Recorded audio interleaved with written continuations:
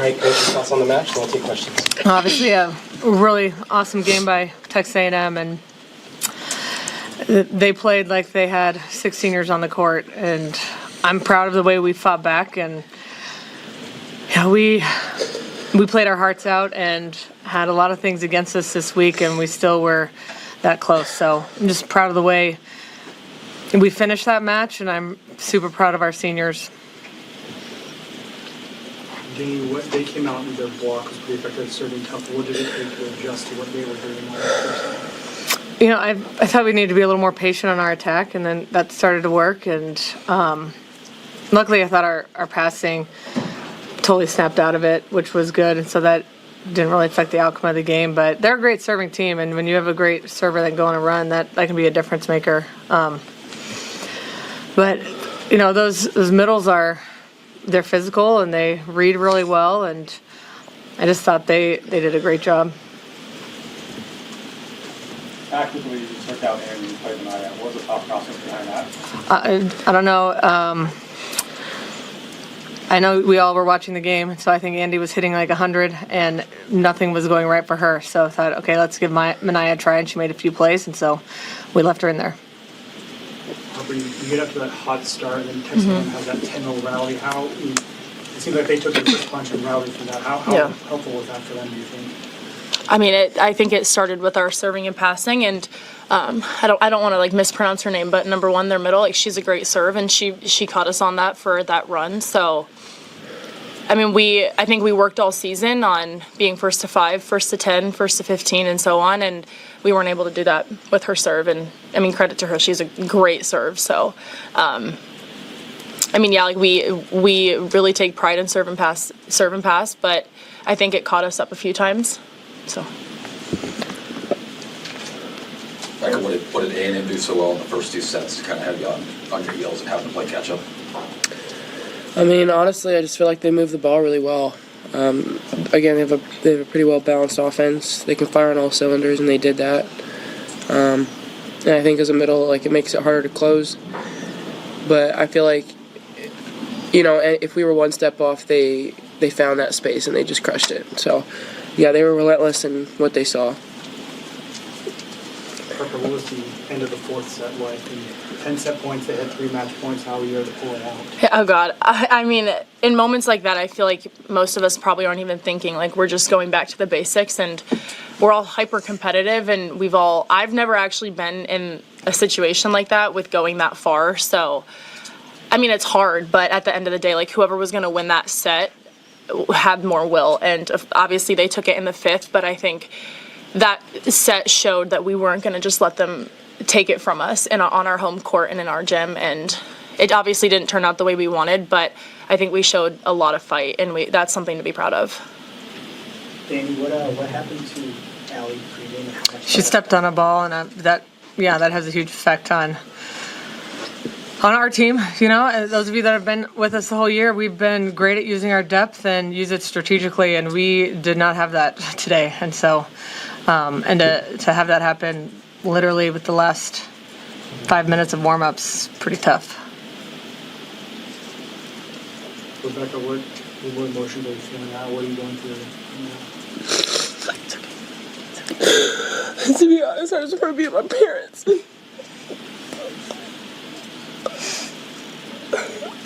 I just want to say Becca has put her heart and soul into this program, and you can tell by her face how much she cares. And I think, I don't even care if we win or we lose, because what I tried to tell Becca in the locker room is that she's going to take away the memories and the relationships that we've made. And winning and losing, yeah, it's a part of volleyball and it sucks, but she put her heart and soul into this program for 4 years, and she's leaving behind a great legacy and has so much to be proud of. We all see how much she cares, and I mean, it's unbelievable. So. Danny, obviously the emotions are still fresh, but when you think you look back over the season, what is going to stand out for you? I just think how this team really trusted each other and trusted the staff, and with it, I know it wasn't a completely new team, but I was new, and I felt like everybody just super open-minded, and we went through this year and we played with a ton of joy, had a lot of fun. We went super hard, and I think we maxed out. Like what we had today, we maxed out. And that's always the goal at the end of the year, that you look back and that's why as a coach I don't feel like upset. I know we didn't make the Final Four. We're not winning a national championship, but we maxed out today, and when we can walk away from the last game of the season and feel like we gave it our all and look back and have no regrets, that's what I'm really proud of, and I hope these players don't have any regrets either. Harper Bergen hasn't been feeling well this week. How have you guys kind of rallied around her, especially in this match when things weren't going well? Yeah, it's tough. I mean, she's not feeling her best whatsoever, and it's hard to go into the locker room and see her feeling that way, because I mean, she's such a big part of our team, and I don't know how she did it, but she found a way to still make good decisions and get balls up on defense and set us, and that's not easy. It's really not. And she's the best setter I've ever played with and will probably ever play with, and the fact that she could go out there feeling as sick as she does and still work her butt off and play like that it's truly amazing. And I mean, I love her to death, and yeah. Harper, you are nodding along for Danny's last answer. Just what do you want this team to be remembered for? Gosh, I said this in the locker room, but like my freshman year, we all saw how that went and what happened a year later, and we heard so many people in the locker room just now saying like, I'm sorry, like it's my fault, and not even like the fans and the coaches and us, like it's about how hard we worked and what we did this year. And my freshman year, I think we all lost sight of what we were able to do. We set an attendance record. We won the Big Ten. We made it to the national championship with 4 freshmen on the court, and that's not easy. And I think my biggest message for this team is just to stick to the people that we trust and our support system, because we have so much to be proud of, and it's so easy to forget that in moments like this. And I know my freshman year I definitely did, and I tried to blame myself. So it's just to the fans, to everyone who supports us, like we wouldn't be able to do all the things that we do without them. And it sucks right now, but we have to walk away with our heads high, because we do so many amazing things every year, and it might not work out the way you want to, but there's so much to be proud of. This was an athlete. What was it like playing the atmosphere today?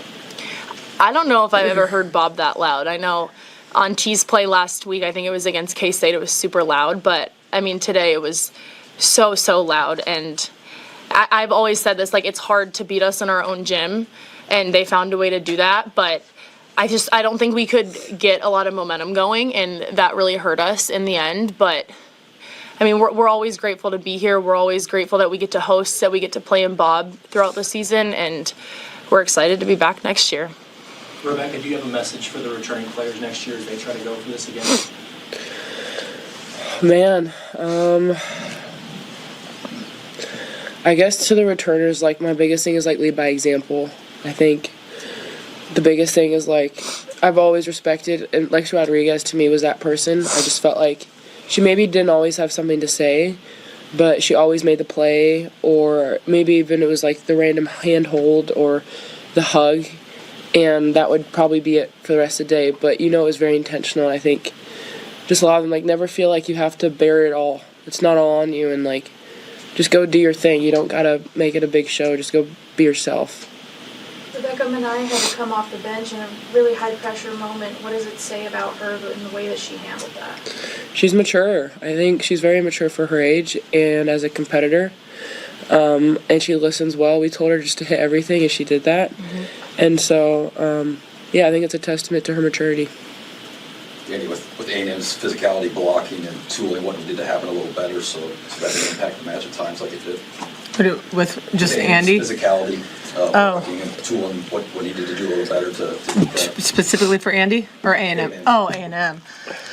I just thought, you can't really try to bounce on them because they're so physical. Even if they make a late move, they'll get us. And I thought we kind of started out the match trying to do that and out physical them. And again, that's not going to happen. So I thought as the game went on, we adjusted well and started swinging high. And I think we got a little bit one-dimensional, but I think that was a little bit maybe passing. I thought our passing was okay, but a lot of Bergen, and kind of that got us out of our comfort zone. Danny, what was the end of the fourth set like for you as a coach when you're out of timeouts, out of subs, out of challenges? Well, honestly, I had a lot of confidence. I did have a lot of confidence that we were going to win that, and we train all the time, everybody to do everything. So, I had a lot of trust. Virginia could go back there and hit a serve, and it's Teray in the front row, and it wasn't like a panic moment when we ran out of subs. Like, well, this crew is good enough to win this set, and I kept telling myself that, and it was pretty great to see us, make it through 2 times through with no subs, and I thought they were just really confident, even though they hadn't done that all year. Time for a couple more. Danny, going into the fifth after that 37-35, and knowing that was do or die for you, but not for them, did you get a gauge of just like where your team was at emotionally to start the fifth, and maybe how drained you could have been from that? I felt like we were pretty ready. It's tough. You look at our setter, and it's like, are you going to make it? And she's looking at you like, I don't know. But other than that, I felt like everybody else was in there, like, willing us to win, and like, okay, we're going to make this as easy as we can for Bergen, and we have no other option at that point. So I don't know. I felt pretty good going into the fifth, and when you come back like that and fight that hard to win a fourth, you do have a lot of momentum. It's just A&M, they weren't rattled by that, obviously, and they started out strong in the fifth, and you give up a couple points against a great team. It's really, really hard to come back, and we did come back from like a 5-point deficit to tie it. So I felt like we were pretty ready to go in the fifth. All right. Thank you all. Thanks. Edwards Ram and Jeep brings the Wrap Up the Year sales event to Village Point and Council Bluffs. Lease the 2025 Ram 1500 Bighorn 4x4 starting at $199 a month, or get $18,000 off MSRP. More to celebrate with lease deals under $200 a month. Lease the 2026 Jeep Compass Limited Altitude 4x4 starting at $169 a month, or save $10,000 off MSRP. Unwrap this season's best savings at Edwards Ram and Jeep, Village Point and Council Bluffs.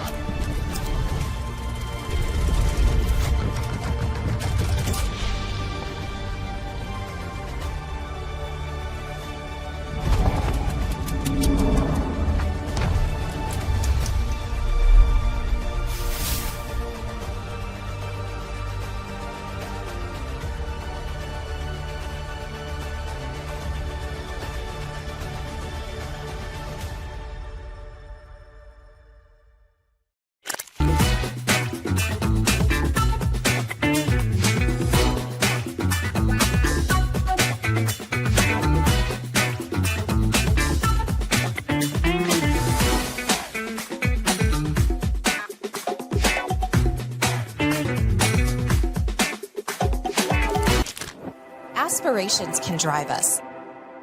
Sometimes a simple gesture is what fuels the pursuit of a dream. When it's time to make your dream a reality, we are here to help.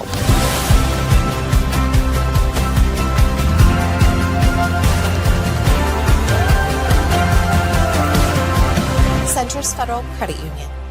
We are where you are.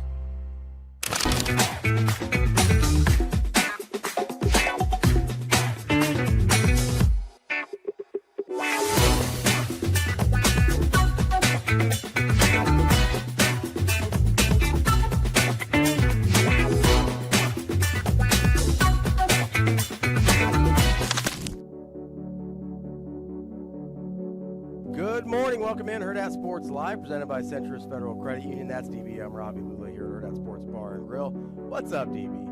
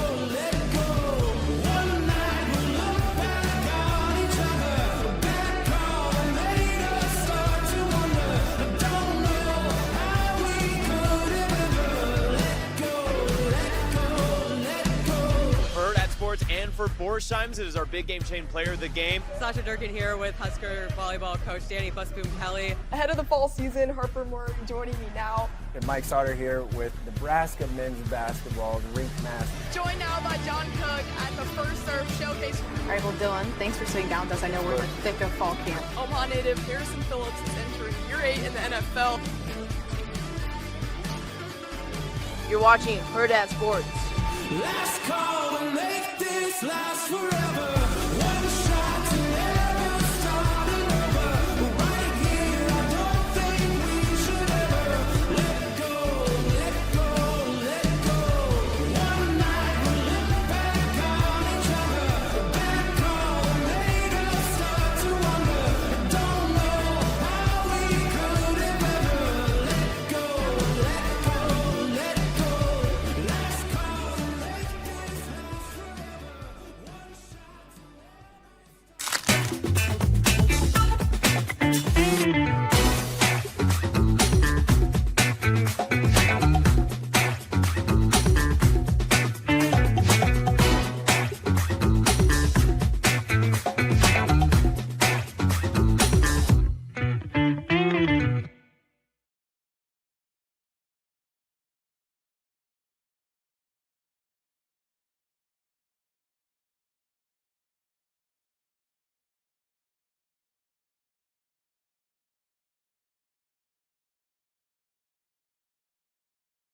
shot. This one, just judging by sort of what people said and what was happening on the internet, this one felt different. I think maybe because of how the season went. Excuse me, you mean being so dominant? Yeah, like it.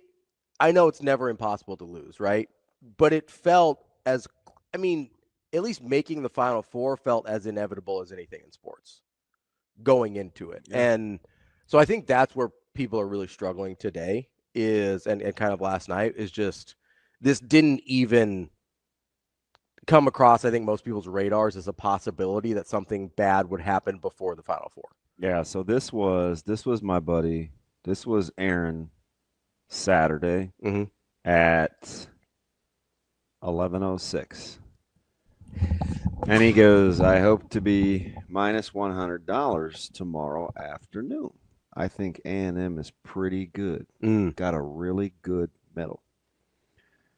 And I said, yeah, I don't know. Should be interesting. I don't know if they have enough offensive versatility, but they're more than formidable. Yeah. What's the line? He says plus 1,400. Oh, jeez. Yeah. Dinner on Aaron. Dinner on Aaron. Yeah, that's... A lot of people didn't really like the vibe heading into this game. Well, you find out later that it seems like flu's running through the team, which that can change the vibe for sure, as you know. My heart broke. And the weird injury, like 3 minutes before the match started, like crying. Like DBK said, it threw them off. Yeah, it was super random. Just stepped on a volleyball. Yeah, like that's super weird. and like random and kind of just like, what is happening right now? Yeah, it's such a fine line between, because you're built to just deal with it. Especially this team, I'm sure there were some similarities in mindset. Mm-hmm. But going into our Texas game at the Big 12 championship, but you don't want to make excuses. Yeah, like we just didn't talk about it, right? I mean, playing little guys at line, like we were, decimated. Yeah, but we don't talk about it. Yeah, even though like it's like Texas made it for media and fan base might, but we don't like as a team really talk about it. Which I get, and I do, and especially in the moment, you can't. My heart sank when I started reading, especially there was kind of some struggles with some early reports on social media, and it was kind of going back and forth, and then that got my attention, and I was like, ooh, wonder what's going on. And then with the whole flu thing, doctors being in the locker room, I was like, oh, I get it. Yeah. Even, because we went through it. Yeah. And it's like, oh, no, we'll still be fine. Oh, no, we'll still Well, you have to tell yourself that, right? Yeah, we'll still be fine. So, like, that, because that's to me, I understand in the moment and as a team and in that locker room, you have to tell yourself that. There's no other option, right? Because you cannot change the fact that people are getting sick around you or you're getting sick yourself, right? But, like, it does, like, it obviously makes a difference. Like, physically, it makes a difference. Well, shoot, I come in here sometimes and I don't feel good and it makes a difference and I'm not doing anything physical, right? I'm just talking. And you can tell. And I'm trying. Like it's not like I'm throwing in the towel and just be like, I'm just here to be here. Like I'm trying. Did you Bergen Riley looked like the pasty gangster. Yeah. But she balled though. So I give it to her. But so there were no options because backup setter's out, right? Allie's out all of a sudden, with no warning whatsoever to kind of prepare for that. Andy Jackson's struggling. So things. How about my ominous text? Which one was that? I was like, well, DBK, what I said? Oh, yeah, about Andy. I said, well, Herb not putting AJ back in the game come back to haunt her? Yeah. Yeah. I don't know. It's one of those things. We've sort of talked about this with DBK all year, though, like with her lineup and the way she does things. She's going to do it, yeah. Yeah, she's just going to do it. And all year, it's like, it can't be the right thing all year. And then all of a sudden, we second guess when we don't like the result. Yeah, she got the quick hook early. Right? Yeah. You talk about being late to the party a few too many times, especially with A&M's medals. But if you're sitting there and you go, okay, this is how, like, we built this team to have depth and to have options, so that if somebody wasn't playing well, then we didn't have to stick with that and just hope it turned around. Yeah. Then, like, that's literally what they've been doing all year. So I don't know how you can go back now and say, hey, probably should have gone back to Andy. Maybe, obviously she's one of the best players on your team, right? But, like, this is the reason you played this season the way you did, is so you gave yourself options. We talk about the football team all the time. Coach yourself into options. She did. She coached herself into options. It didn't work out this time. But they also came back from 2 sets down and almost won that thing. So how about A&M's swag? Yeah. That was a resilient. Yeah, like after you bunch. After you lose 2, so I think what how I felt like it was Nebraska's nerves though late? Yeah. The surface errors. Yeah. A&M had a couple, but Nebraska was struggling. There was a couple things that a couple on match point. It's like, that can't happen. I get it happens, but that's rough. Yeah. There were a couple things I was impressed with, and emotionally they recovered from doing it too. Yeah, so I was like, oh, to save their own match points. Yeah. Like that was pretty impressive. But there were a couple things I was impressed with A&M about. First, it seems like Nebraska. This is a weird analogy. There was it. The movie Miracle? Yeah. In 1980, like it seems like when A&M didn't crumble after Nebraska got on top of them early in the first set, that sort of like gave them some of that confidence to be like, oh, we can survive the flurries. Yeah, they were in it from the jump emotionally. Like I don't think they ever. But I think Nebraska, to a certain extent, is used to when they kind of jump on a team and they get out to like a 5-7 point lead. They will. Lots of teams wilt against that, right? Because they're like, oh, God, here it comes, right? A&M didn't, to their credit. It kind of happened again in the second set. A&M didn't wilt again, to their credit. And then when Nebraska came back and won 2 sets, A&M still didn't wilt. Like, I think there is a certain part of Nebraska that was used to teams sort of folding to their relentlessness, and A&M just didn't do it, right? And that's credit to them. But it also, and this is very layman's, like, it seemed like Nebraska struggled with A&M serve. Yeah, the pass. It's just, people talk a lot about the gaudy, sexy statistics, but at the end of the day, man, you have got to be able to pass. Yeah, I think most of all, you have got to be able to pass, and it just was a struggle, and it got them. A&M, it was explosive. What a weird Final Four. Yeah. I'm not going to lie, though. I like Texas's court with that white trim. Yeah, it's sharp looking. That joke was pretty sweet. Yeah, it's pretty sharp looking. But I was like, oh. But it was weird. I didn't know who to cheer for. Yeah. With the people are like, oh, Wisconsin might upset Texas. And I was like, I don't want to root for Wisconsin. Well, he's tough. I was like, you think Some of those facial expressions? Well, he is a menace. Rico texted me because I don't know if he didn't think I was paying attention or what, which is a fair assumption once Nebraska volleyball was over. He's like, hey, just so you know, like, Wisconsin's up 2-0 on Texas right now. And I was like, is that a good thing? I was like, this feels like a big meteor game. Yeah. You're like, I hope a big meteor hits the stadium. I don't want either team to win this thing. This is only 1-1, right? A 1, a 2, and 2 threes? I believe that's right, yeah. Wild. I believe that's correct. Wild. Anything can happen, boy. Man, I am curious how Nebraska fans are, like, processing. Are they? Who's going to KC? I mean, nobody now. I can't imagine. Do you still roll? I wouldn't, but I'm petty. Like, I would not want to be there, personally. I mean, because they would have been there in droves. Oh, they would have taken over. Droves. I mean, whatever the Cincinnati game looked like, multiply that times however many, especially over the course of a weekend. And that's Kansas City next weekend. Kansas City just lost an enormous amount of money.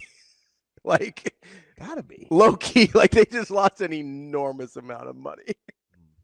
Like, the canceled hotel rooms this morning are going to be off the charts. Edwards Ram and Jeep brings the Wrap Up the Year sales event to Village Point and Council Bluffs. Lease the 2025 Ram 1500 Bighorn 4x4 starting at $199 a month, or get $18,000 off MSRP. More to celebrate with lease deals under $200 a month. Lease the 2026 Jeep Compass Limited Altitude 4x4 starting at $169 a month, or save $10,000 off MSRP. Unwrap this season's best savings at Edwards Ram and Jeep, Village Point and Council Bluffs.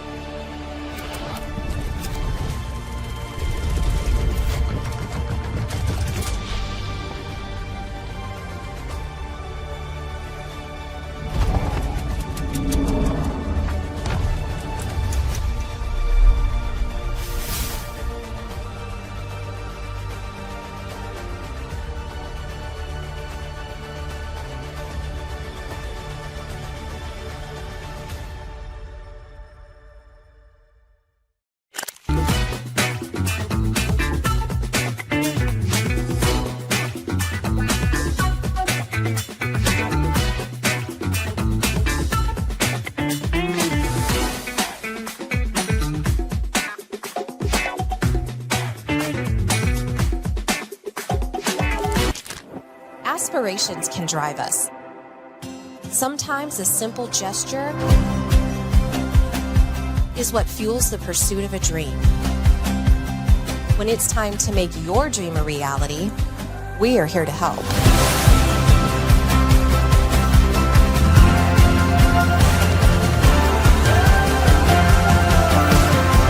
Centris Federal Credit Union. We are where you are.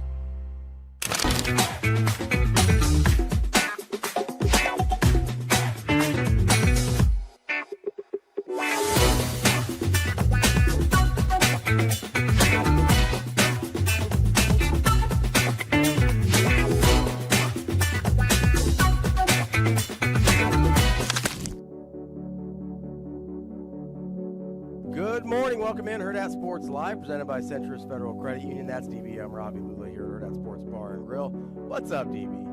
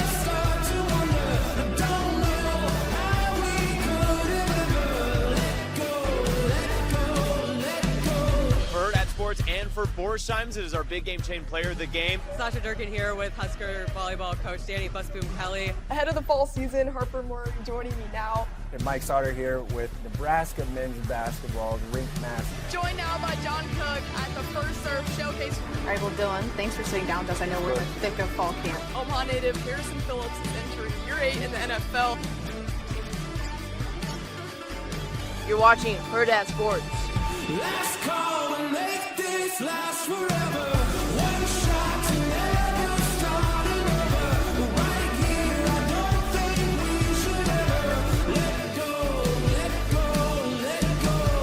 One night we look back on each other. A bad call made us start to wonder. I don't know how we could have ever let go, let go, let go.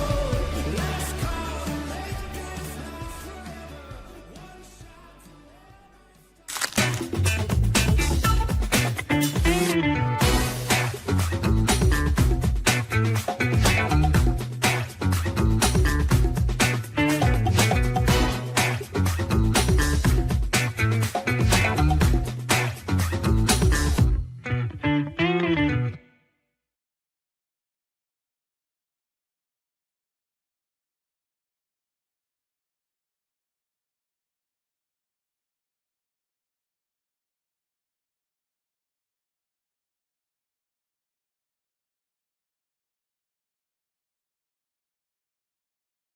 You know, it takes a very special circumstance for a team that great to lose in that way. And I think Texas A&M having, 6 seniors and obviously the flu-like symptoms going through the Huskers. There's been a few examples in Nebraska's past where something like that has happened. And it's set a team just a little bit off. I was thinking of the 83 Nebraska team right in the Orange Bowl, and I don't think they had the flu or anything, but Miami had 60 days to prepare for the game, and they also had home field advantage, right? And they also had great players, and so it takes a confluence of events for a great team to lose. And when I thought about it, I thought of the '83 Nebraska team. I'm like, that's probably the comp here, except that Nebraska was at home, but they also, they had the flu. So tough day there. And then, Nebraska basketball, it's Nebraska's a basketball school, and they're going to spend the next 2 weeks both ranked in the top 25 because they're not losing. Nebraska women are not losing to Cal Baptist, although that'll be a homecoming for a local player. And then Nebraska men's basketball is not losing to North Dakota or New Hampshire. And they're not going to drop out of the rankings if they lost to Michigan State. So I'm thinking Nebraska basketball will be top 15 today. That'd be my hunch, but maybe I'm wrong. Yeah, let me go back to volleyball because you mentioned, the flu, and I was following along on social media after our banquet about the locker room, and what was going on. At what point did you know or like realize, oh shoot, like this may be a thing when doctors are actually in the locker room? Yeah, I didn't find that out till later the evening. I don't know that was communicated. I don't think it was communicated, but to the media that was outside there. So yeah, that's it. I know that they said that Bergen Riley wasn't feeling well, but I think it was a larger group of players than that. And again, it's just super unfortunate that happens at that time, and then you have a player who steps on a ball. A couple of people saw that real time, right, with the rush of the players going over to her. Yeah, a couple of the reporters saw it right as it happened, and a couple tweeted it out before the game. So you had what amounted to one of their top subs step on a ball, alley check. And so one of the things that the team had been built on, and this is a good thing, is they had been built on depth all season long. So if something didn't work, DBK was going to put another player in, and that was a player they didn't have. And then they weren't able to take anything off of Campbell Flynn or Bergen Riley because Campbell Flynn broke her finger. So they weren't able to, even give Riley a break against Kansas, right? So like, let's say for argument's sake, she didn't have to play every set that night, or she didn't have to play any of the sets that night, because Campbell Flynn could have led them to victory. That might have given her a little bit more time to reserve her energy for what was clearly a better opponent. And she didn't have it. So, now all that said, it was a 5-set match. It was an extraordinary match. Nebraska played extraordinarily well, and had they had a chance in the 5th set. And actually, again, I thought the 3rd set would determine the match. I figured Nebraska would win that. Well, I didn't know if they'd win it, but if they did win it, I thought they'd kind of do a reverse sweep, because it is so statistically hard to beat Nebraska at Devaney. Before yesterday's loss, Nebraska had won 96.8% of its NCAA tournament matches at Devaney. After the loss, they've won 94.1%. And I had mentioned Rafael Nadal on Twitter. Rafael Nadal has won 96.5% of his matches at Roland Garros, and he's retired, so he'll just go down with 96.5%. I didn't pull it out of nowhere. Like, I knew that was how close the numbers were. And so I would try to put it in that context, that like what happened was, imagine Rafael Nadal, tweaking an ankle and still going 5 sets. That's like how hard Nebraska is to beat in that venue. So there's something that incredible came out of yesterday, even though they lost. Like, the fact that it was that hard to beat Nebraska, that they gave that much in what I think most people would say is one of the greatest sets of an NCAA tournament match ever, that they were able to give that much and play that hard, is really a testament to the team, which is why I think, Busman Kelly said they maxed out. So it is a heartbreaking end to the season. I'm sure it'll provide a lot of fuel for next year. I'm sure that they haven't maybe even processed, that it happened. But they went 5 sets earlier in the year with Kentucky, and I suspect that, in the Final Four, Kentucky's going to be there, and I'm sure that would have been a great game that I think Nebraska would have won. But I think Nebraska and Kentucky, would have squared off again, and it would have been a real battle. So it's unfortunate for Nebraska, but they have a lot to be proud of this season, and they'll have multiple All-Americans this year, maybe 4, which is pretty amazing. Sam, how do you kind of, hold both things in your head of how amazing the season was and everything they accomplished versus how it ended and the disappointment on that end? Because I think that's what a lot of people are kind of struggling with right now, because what we saw on Sunday didn't look very much like what we saw for almost all of the season. Yeah, I think the first thing you have to do is give Texas A&M a lot of credit. Yeah, obviously, their emotions, man, they were tough mentally. They were. And you heard how much respect, you heard how much respect the players, Nebraska's players, had for the coach. Because I guess they coached them at USA Volleyball was one of those teams, and so they knew that he was good. You heard the respect that they had before the match for Texas A&M. Danny Buston Kelly said this is going to be a really hard opponent, so I think she kind of knew that ahead of time. I don't know that any of us probably registered it that way. Probably a lot of people probably didn't register how good 83 Miami was. That's again the comp that I come up with is most people would say that if Nebraska won that game years ago, it'd be the greatest college football team of all time. I don't know that it would have been, but I think a lot of people would continue to say that today.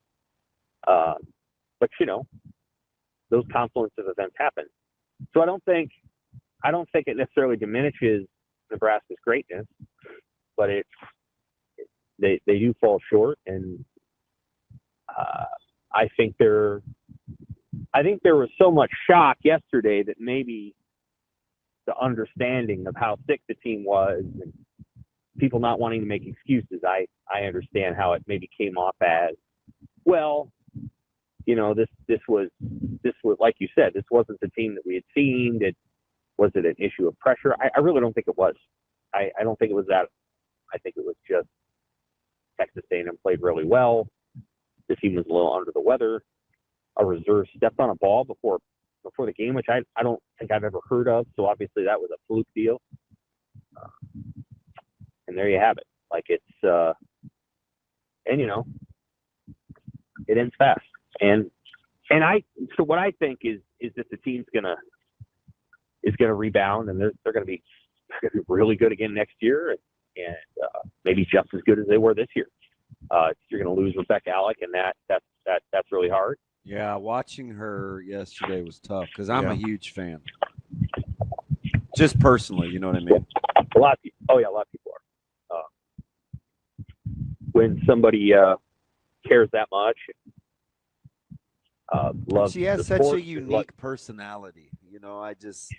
She's a cool student athlete. Yeah, she is. She cares a lot, and it was obvious. And thought Harper Murray did a really good job of working with Alec in the press conference. I'm not surprised that Harper Murray was good in that setting. She's experienced some things that people know, but she's a really sharp and fundamentally mature person. And so, Harper Murray did a really good job of explaining things in that moment. And I think what you saw in that post-game press conference is, Murray's going to be the captain next year. She's going to be the person who leads the team and is the person who galvanizes and brings that team together. I remember many years ago, I think John Cook said one of his favorite teams was, obviously all the teams that won the national championship, but it was the 2008 team. And they did not win the national title. They lost in 5 sets to Penn State at what's now called and the Penn CHI. State was a wagon that year. Yeah, undefeated, right? They were. Yeah, they were the greatest, maybe the greatest team of all time. They had not, I don't know that they had lost a set all year until they played Nebraska. And there's this famous moment where they're going into the 5th set and they play the Rocky music over the whatever. And I remember it was, I was at he did some speaking engagement in downtown Omaha, and he was telling the story of it. Damon, I think you might have been there. It's a long time ago. Oh, but I yeah, think what I was. Osborne was there. Yeah, and I Cook was. there. I remember that. So I was at that thing, and he told the story of how the following morning they got up to go to breakfast, and they had not taken their jerseys off. And they all kind of went down, and that was Jordan Larson's senior year. And I can't remember the player who was sort of Amanda Gates' senior year, and so that was sometimes the teams that really galvanize you, or the ones that he remembered are moments like that. And I think what you're going to see is that this team had a lot of really good memories, just like the team 2 years ago. Although they didn't like how it ended with Texas. They had those incredible memories all year, and I think this team's going to feel the same way, and they'll come to understand that what happened was really tough, but something that they can look back on and appreciate how hard they fought. And next year, I think they'll be back, and they're going to be a perennial contender to win the national title. And how many years? They were better. Go ahead. They were better than this team relative to the sport, but it gives me Texas vibes. I know you fast forwarded to Nebraska '83 because of how good that team was on the national scale. So I get that, but the Texas thing, because I still remember, sitting on that stupid slanted thing for the buses where the players pulled up in because we went in under the stadium, and those dumb cellophane sandwiches waiting for us on the seat. It was a miserable feeling, right? But that '97 team, just remember, they didn't like feeling like that. You know what I mean? And right. It was just like, it was just because you don't want to make excuses, because Texas made some huge plays, like their inside trap game and some of the stuff they did with those two back looks and the fourth, like that was good stuff, right? Even though I know we weren't very, we were super shorthanded, but Texas was. Well, Minter was hurt, right? Minter was he was playing some outside linebacker. Everybody was hurt. He was playing Who was hurt? He was playing. Farley was out. Yeah, right. Farley was out. Minter Minter played, but somebody else. We had two of our D linemen were sick. We were missing an inside. That was the running back by committee game. Nobody was healthy. It was anyway. We just weren't supposed to talk about that stuff, right? It was It's like, hey man, we put ourselves in this position, so nobody really said anything out loud about what we didn't have. All credit to Texas and their coming out party, but I just know that there's power in, if you don't like the way you really feel, much like the '93 team going into '94 and Stewart going bananas after that Florida State loss. Like, it can happen. It can happen where you dial in. So I think anything's possible, even though they probably feel pretty low. They probably do, which is totally understandable. I think you'll see them rebound. And again, how many years did Duke basketball go without winning a national title despite having great teams? And then when they won one, they won a bunch in a row. Or they won about 5 in 11 years. And that's just kind of how sometimes these things happen. And that's how that's how it's going to be. And it's unfortunate, but Nebraska Volleyball will be back.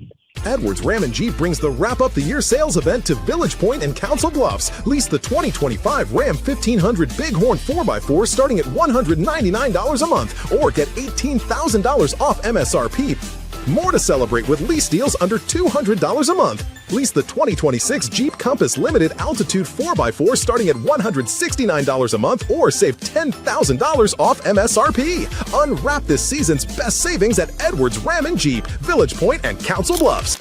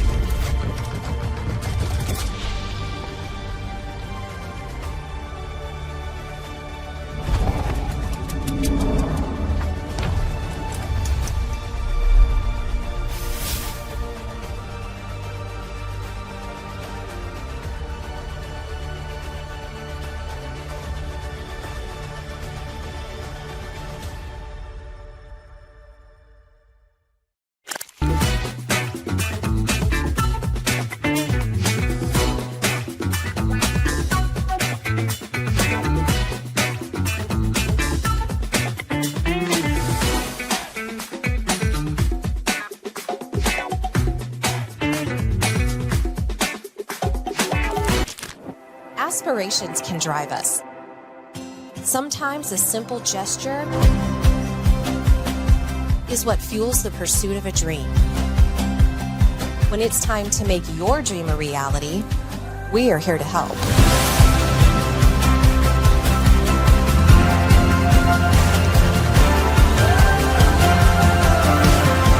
Centris Federal Credit Union. We are where you are.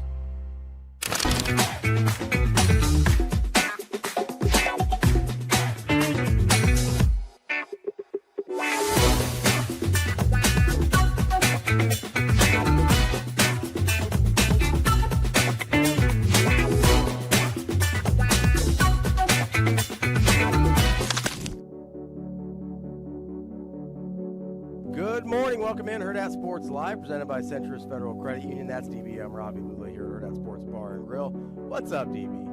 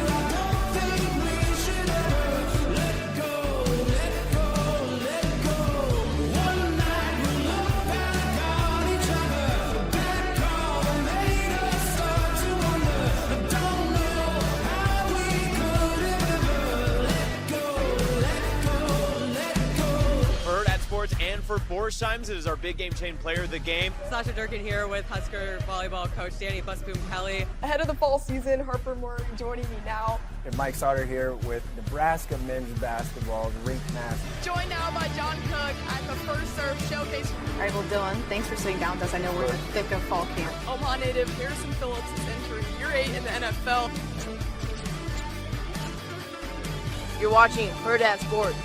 Last call to make this last forever. One shot to never start it over. Right here, I don't think we should ever let go, let go, let go. One night we look back on each other. Back call made us start to wonder. Don't know how we could have ever let go, let go, let go. Last call.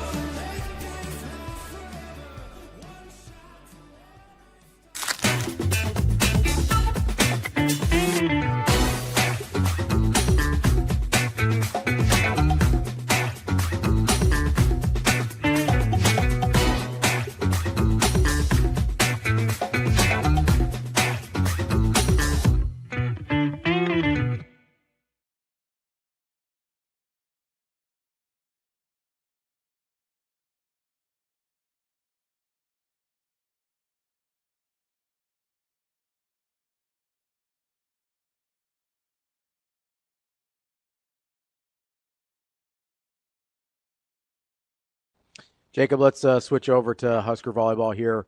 Obviously not the ending anyone hoped for or expected. I guess let's start from just the match itself against Texas A&M from a just technical, tactical standpoint.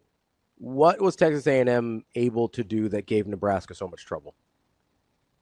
I think the biggest thing is, they were so pin heavy. Like you look at the 3 pins, took 149 of the 178 swings, and Nebraska in a 5-set match ended up with 8 blocks. And they were just slow to the pins. Like Texas A&M really kind of abused the edge of Nebraska's block. Just for whatever reason, that's part of it is the balance. Like they were worried about the middles, even though they didn't necessarily play through them at a high rate. And I think that slowed the the blockers just a little bit from getting where they needed to get. Meanwhile, Texas A&M was locked in. Like, their block was a massive problem for Nebraska. You saw both middles blocking at a high rate, and the pins pitching in as well. So 17-8 in stuff blocks. That right there, on top of, again, just all the tooling and everything that Texas A&M was able to do. That's the biggest thing. I think they just, for whatever reason, Nebraska just wasn't quite able to keep up with what Texas A&M was doing offensively. Doesn't seem like Coach Busboom, she's human, but the way she talks, right, it's kind of the style is the style, and it is what it is in terms of the flexibility and the depth that she was able to coach through all season. Were you surprised at all with how the Andy Jackson situation was handled when she wasn't playing well early, how long she sat? No, and the players said, like, Danny is herself. She's not afraid to act a certain way. She's going to be true to herself. And the players, we've talked about it all season, kind of the bench situation, the rotation. The players themselves said it's comforting to know that, like, hey, if I'm struggling, we got somebody off the bench that can come in and help the team and give me a chance to kind of catch my breath, figure it out, and hopefully get back out there if need be. I think the Jackson situation is really complicated. That's something obviously a lot of people are harping on and talking like, hey, that cost them the match, and you don't sit down your best player, and yada yada yada. And I think it's really complicated. One, she's the one sitting there on the bench. She's seeing it up close. She's talking to Andy, kind of getting a feel for where her head's at. And she didn't just sit her down and forget about her.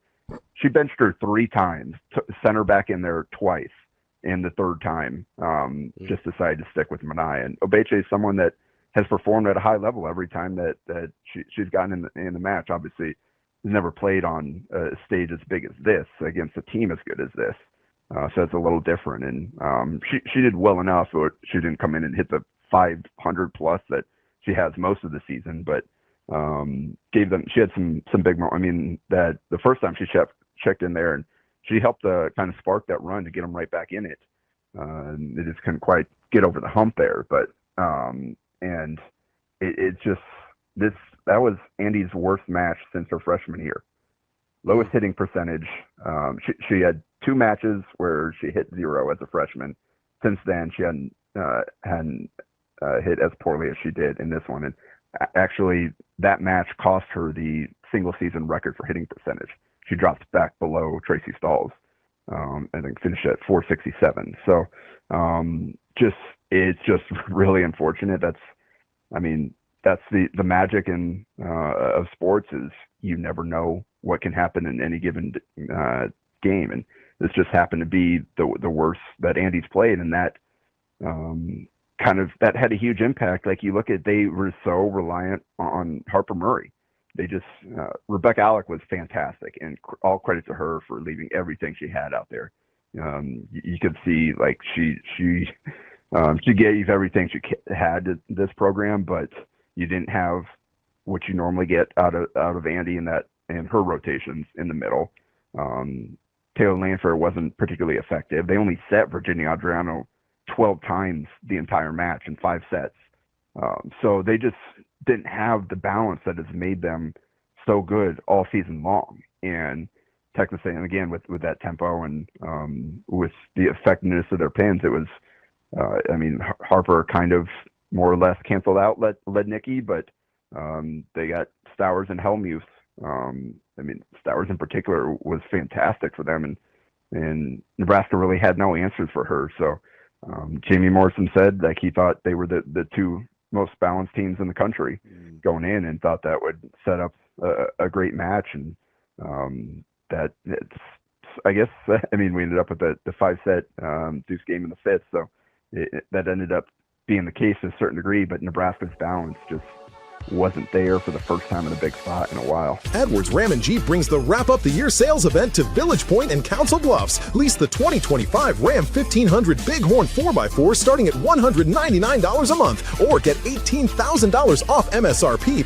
More to celebrate with lease deals under $200 a month. Lease the 2026 Jeep Compass Limited Altitude 4x4 starting at $169 a month or save $10,000 off MSRP. Unwrap this season's best savings at Edwards Ram and Jeep, Village Point, and Council Bluffs.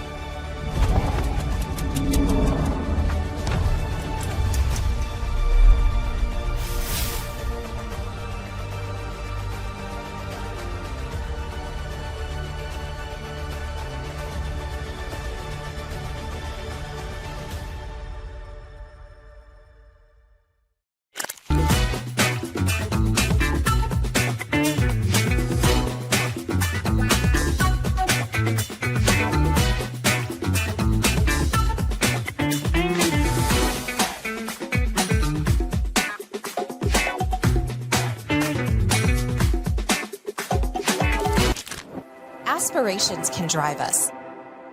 Sometimes a simple gesture is what fuels the pursuit of a dream. When it's time to make your dream a reality, we are here to help.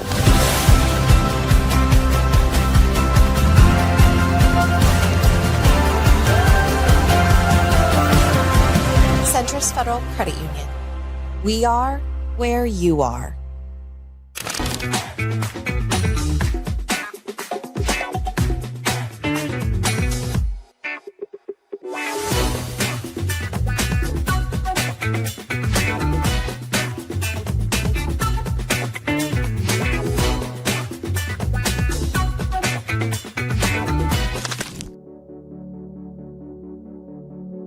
Good morning. Welcome in Hurrdat Sports Live, presented by Centris Federal Credit Union. That's DB. I'm Ravi, Lulla here at Hurrdat Sports Bar and Grill. What's up, DB?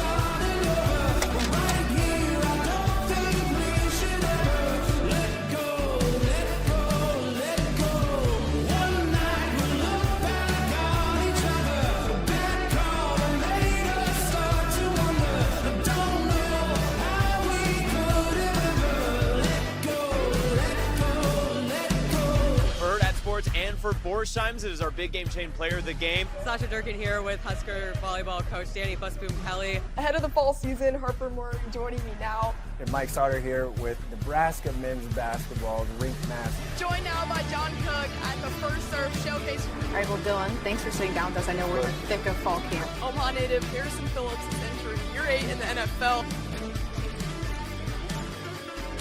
You're watching Hurrdat Sports. Last call to make this last forever. One shot to never start another. Right here, I don't think we should ever let go, let go, let go. One night we'll look back on each other. The bad call made us start to wonder. I don't know how we could have ever let go, let go, let go. Last call.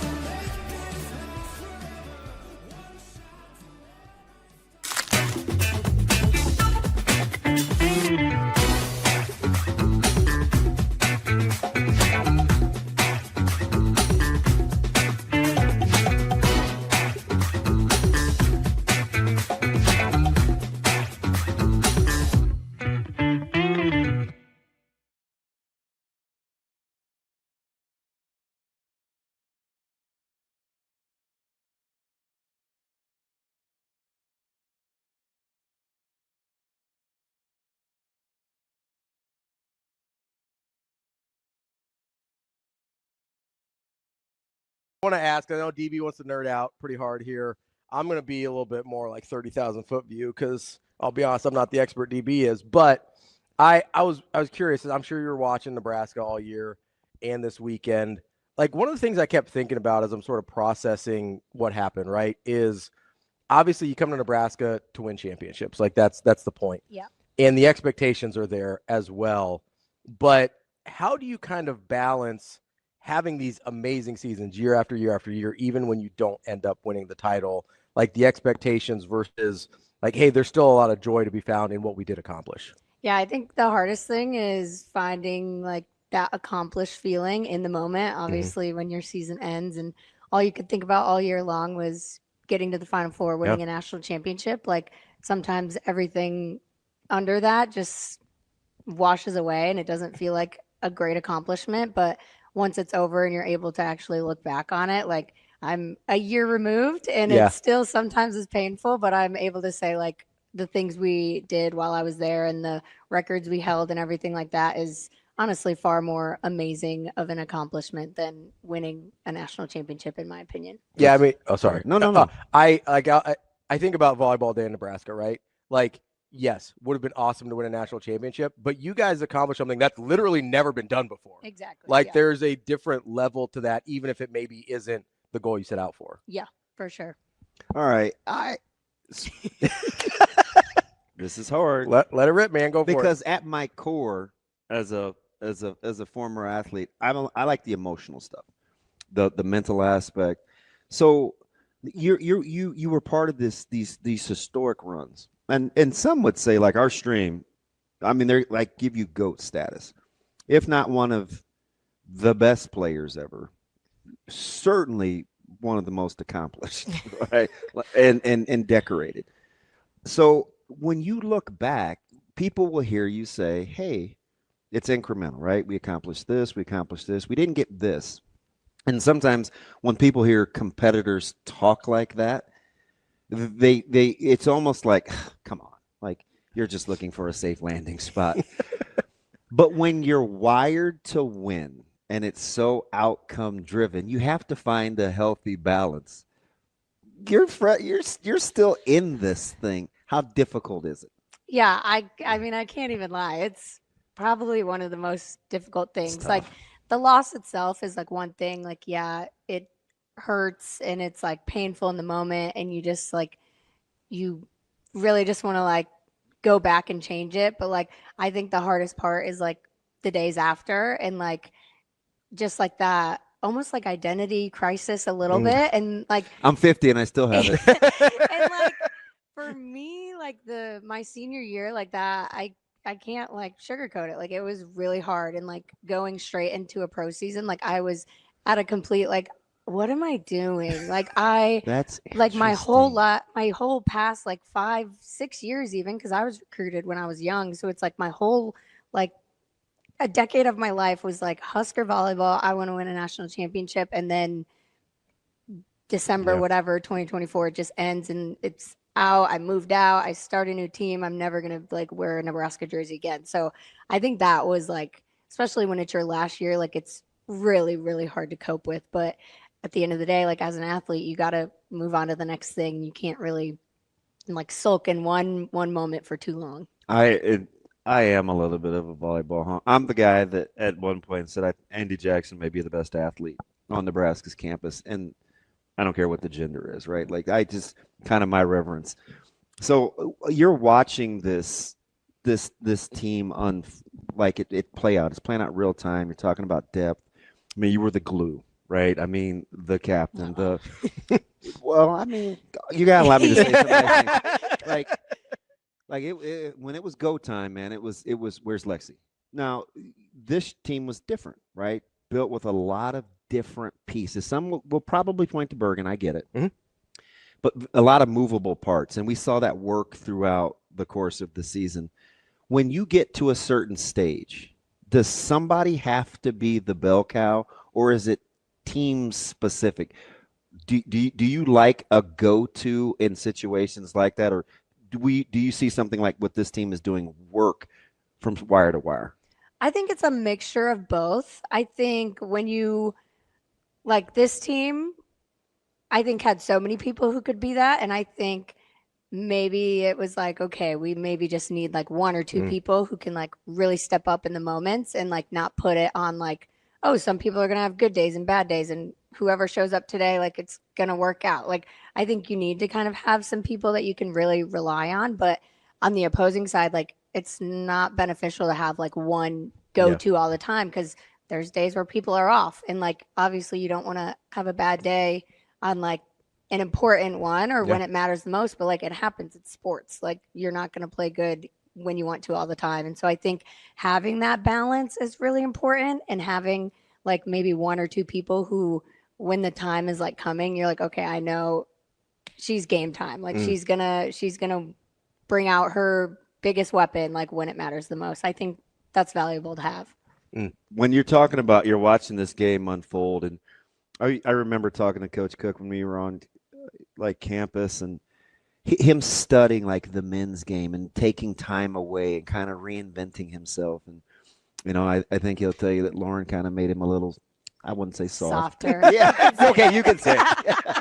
Thank you. I would say laid back, maybe a little. It's such an explosive game, right? I talk about Andy all the time, right? And you see all this pin hitting and like it's outstanding, right? But are you surprised that at its core, it's almost like football, right? It still boils down to blocking and tackling. Are you surprised that it still boils down to serving and passing, as explosive as this game has gotten?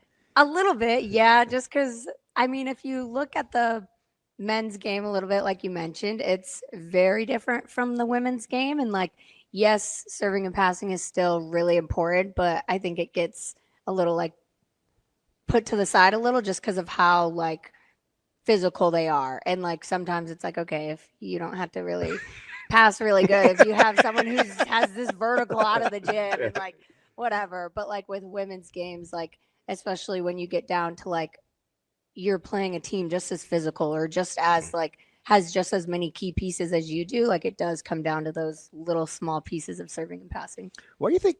What makes passing so difficult, in your opinion?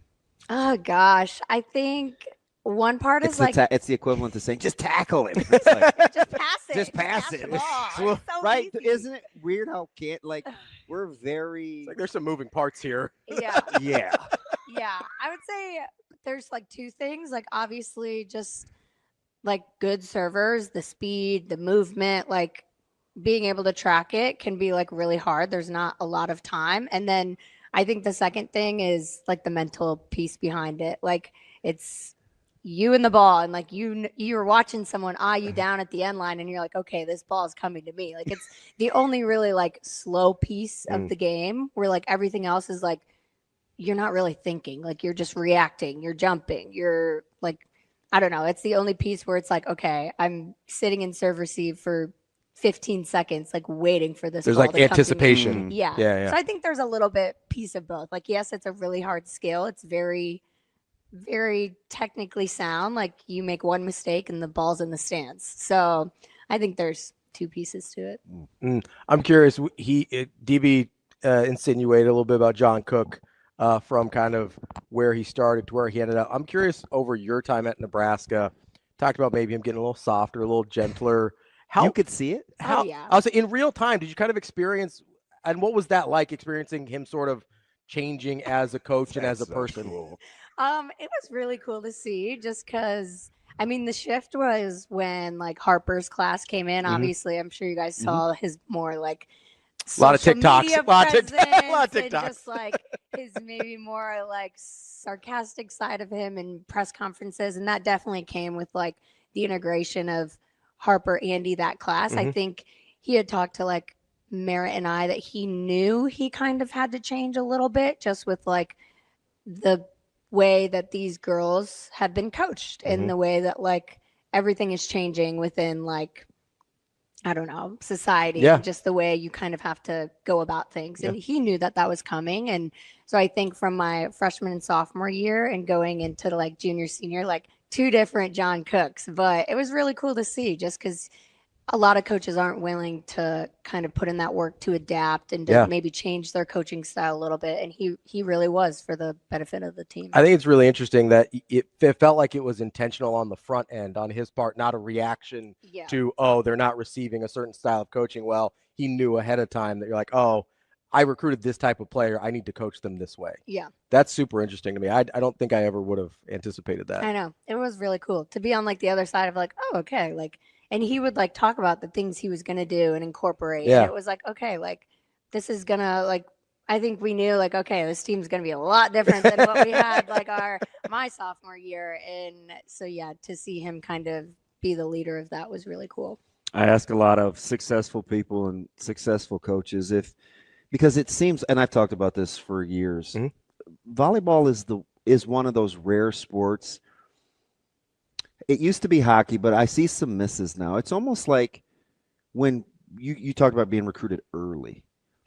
There's so many, like, people don't miss when they evaluate volleyball players when it comes to offering scholarships early.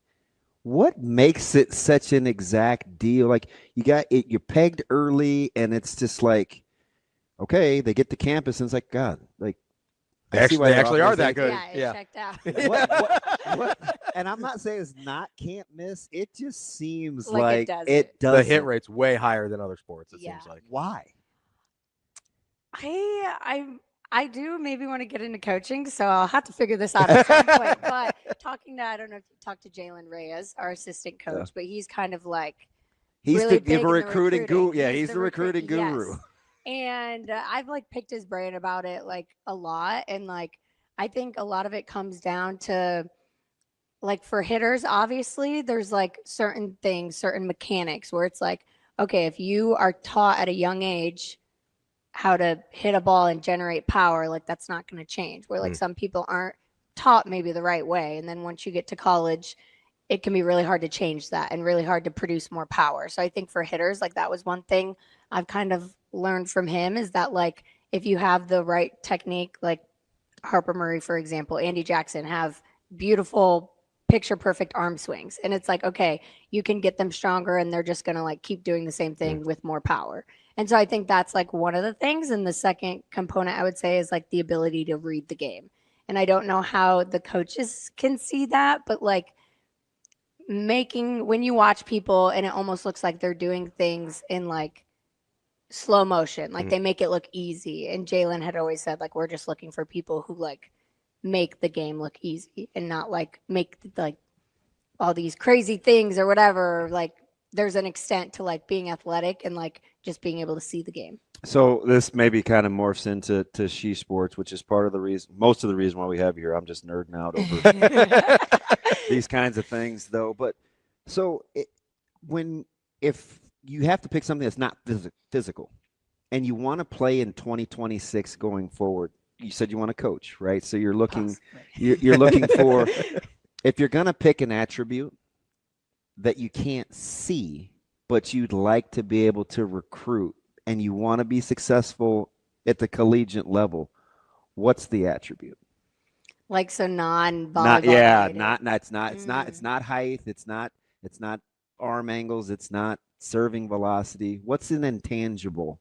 I would say probably two. I would say like teammateship, especially for volleyball. Like I know some sports, maybe it's like you want someone who's like real nitty gritty, like competitive, but in volleyball, like you need every key person to like come together to get one result of a product. And that's, I think, really unique about volleyball. Interesting. And so like, you really have to find people who like fit into the culture, the team vibe and stuff like that. So I think like teammateship and being able to tell like, okay, who on the court is like a good teammate coming into the huddles, like communicating with their team, like doing stuff like that. 'Cause that's important in this sport.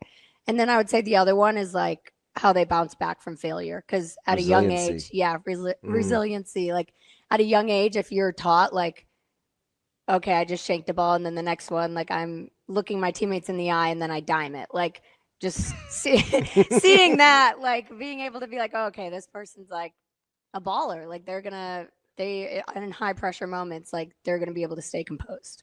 Kiddos, you hear that? Be resilient. So not always rainbows and butterflies. You brought up something there that I think is really interesting because we talk about this a lot with different sports because me and DB are weirdos. But so we talk about like failure rate in sports a lot and like an individual plays. So as I never played volleyball, but we talk about baseball, huge amount of failure in baseball. You have to be able to be resilient and get past it, right? I like to play tennis, huge amount of failure in tennis. You got to move on to the next point, get past it. How much is, you talk about resiliency.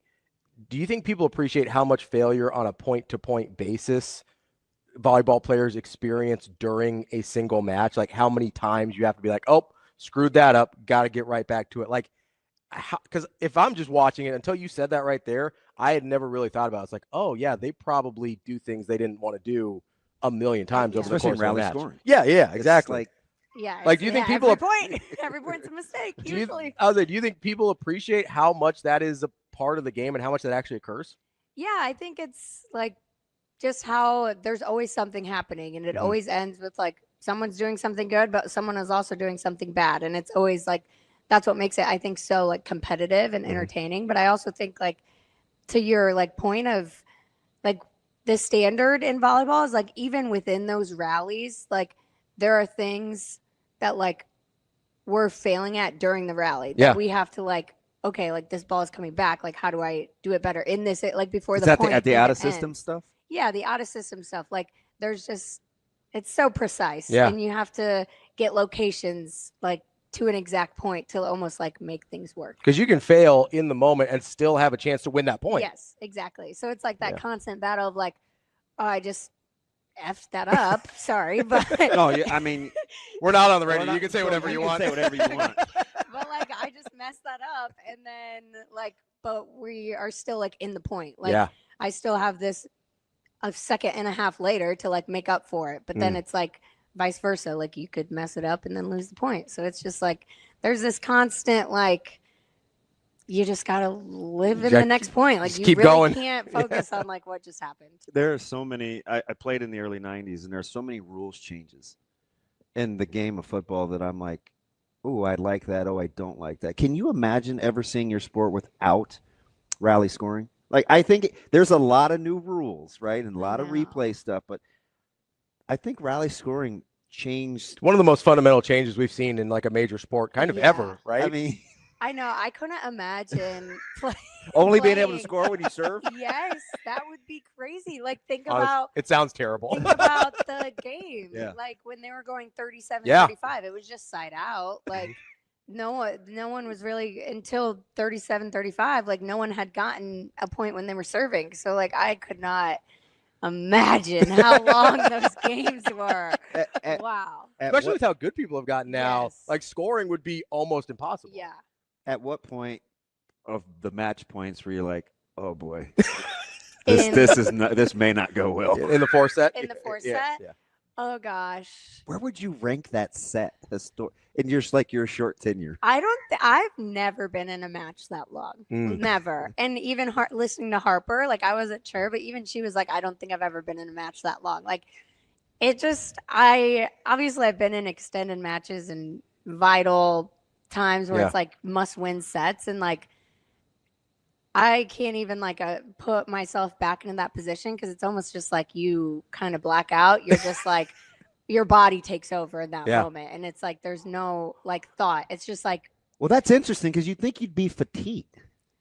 yeah, I don't know. Like you almost have to like disassociate a little bit, right? A little bit. And it's like the first, usually in the beginning of sets, it's like have so much thought, but then like once things really hit like do or die, it's like the adrenaline, everything. It's just like, okay, like I'm not going to lose. And you could see it from both teams. Yeah. It was like relentless. Like they were not going to lose the set. But I don't even know if there's a comp. Yeah, I really don't. PKs, maybe?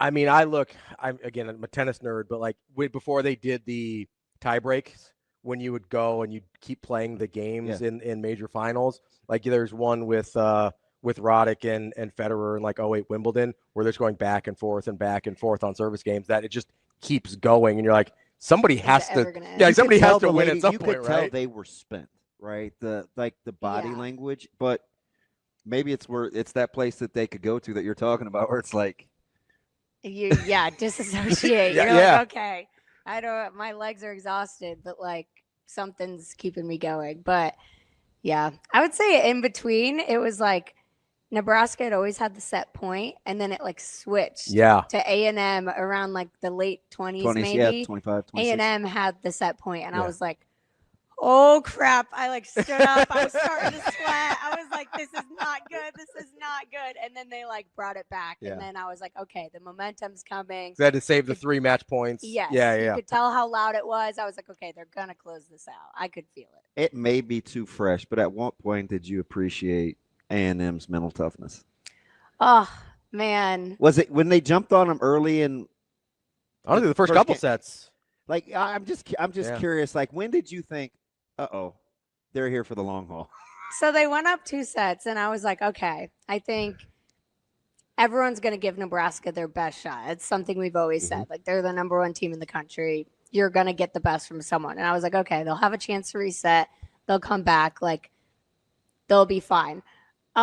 Is what I was imagining. I think everyone was imagining. Yeah. But like obviously like A&M has been in a lot of 5-setters, a lot of like big matches this year, like close matches. They've won, they've lost some, whatever. And so I think I kind of like could see like, okay, they have 9 seniors. Like they're not just gonna lay over and give it to Nebraska. Like it's gonna be a battle. But I think, being able to walk into an arena like Devaney and someone's home crowd like that, and You could tell they were confident from the right off the rip. It was pretty cool to see and special for that team. I think just never being to not being to a Final Four in a really long time. I think ever. Like it was really cool to see, honestly, but it just sucks that it had to be against Nebraska. Edwards Ram and Jeep brings the Wrap Up the Year sales event to Village Point and Council Bluffs. Lease the 2025 Ram 1500 Bighorn 4x4 starting at $199 a month or get $18,000 off MSRP. More to celebrate with lease deals under $200 a month. Lease the 2026 Jeep Compass Limited Altitude 4x4 starting at $169 a month or save $10,000 off MSRP. Unwrap this season's best savings at Edwards Ram and Jeep, Village Point and Council Bluffs.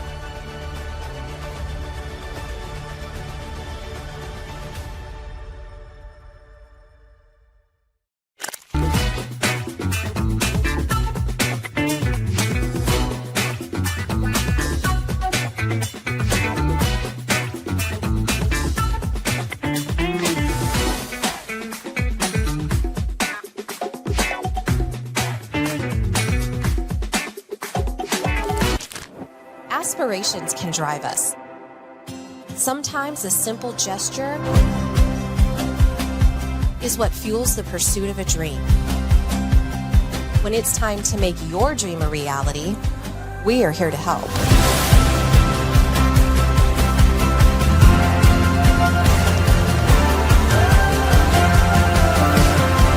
Centris Federal Credit Union. We are where you are.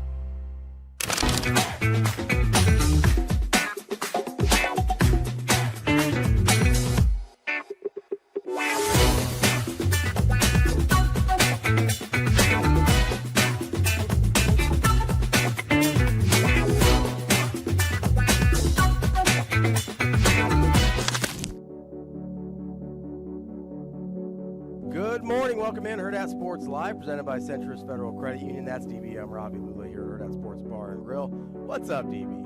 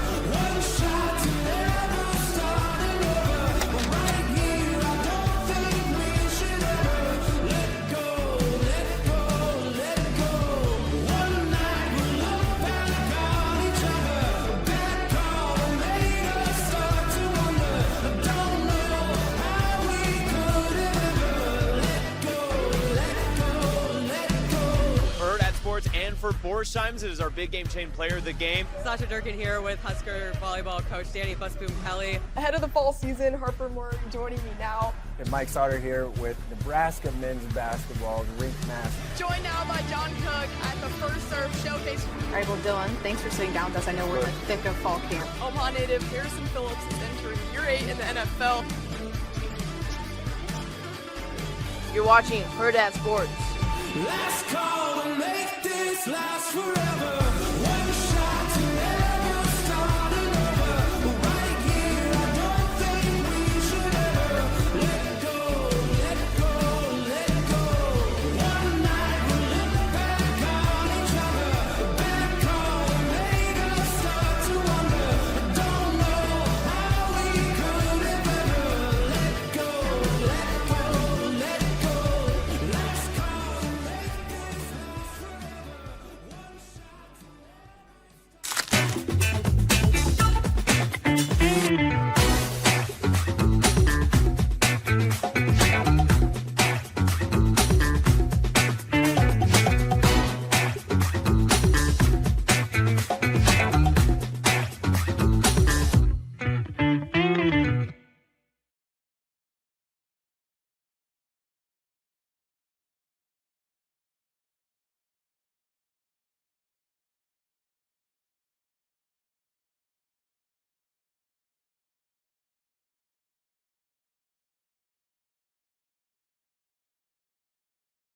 I've been thinking a lot about Nebraska volleyball over the past 24 hours or so as they had their season come to an end in a really shocking, frankly, way that I don't think any of us really saw coming, especially the way the season went and how dominant they had been, even how the NCAA tournament had gone up until that point. And obviously there's a ton of emotion and heartbreak and disappointment in the way that season ended.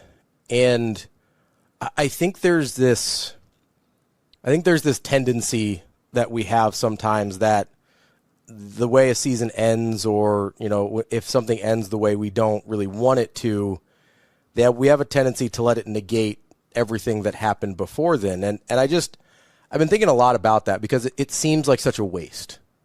You know, it seems like such a waste to allow a ending that we didn't want to negate everything that we loved before that. And like, winning's really hard, you know, and I know people know that, but winning a championship is really, really hard. And I do think this Nebraska team was good enough to do it. I do. Obviously it didn't work out that way, but I don't feel like that should invalidate everything we saw and experienced and got to enjoy with this team this year. That feels like a terrible waste of an amazing experience. You know, we heard Harper Murray sort of say some of these same things as she was talking with the media after the match, and as you know, Rebecca Alec was really struggling with her emotions, and Harper Murray was talking about all the things that they would be able to take away from this season. And I thought it showed an incredible amount of growth and maturity on her part, but it also reminded me of, there's this scene in one of my favorite movies. It's Moneyball. It's a baseball movie about the Oakland A's. And their general manager, Billy Beane, is talking to one of his assistants named Peter Brand after, it's what his name is in the movie, not in real life. He's talking to one of his assistants after the season, and they'd fallen short in the playoffs again. And this, during the course of this season, the Oakland A's had set an American League record, 20-game win streak, and had accomplished incredible things against unbelievable odds. And they keep coming back to this. Billy Beane keeps coming back to this failure in the playoffs and the inability to win a World Series or even get to a World Series. And his assistant says, you know, Billy, we won 20 games. We made history. We proved that the way we do things work. And pardon my language here, but Billy Beane keeps saying, unless you win the last game of the season, nobody gives a shit.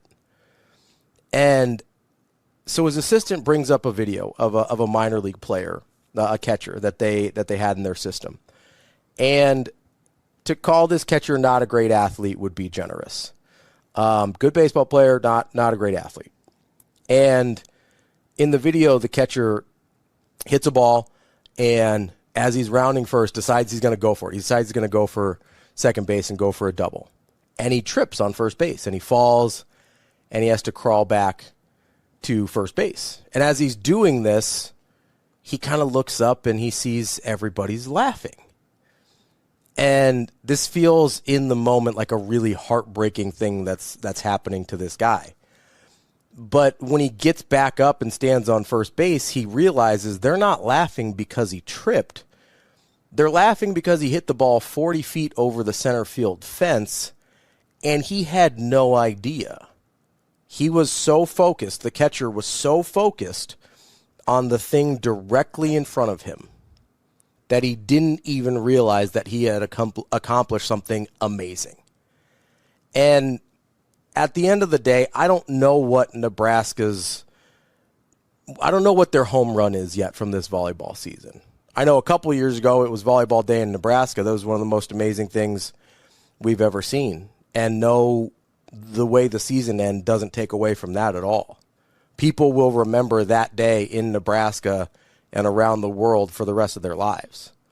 So that was their home run that year. They showed 92,000 people will sit in a football stadium to watch volleyball, and that's not something anyone had ever proved before. I don't know what the home run is yet this year. What I do know is that they've accomplished an incredible amount of amazing things.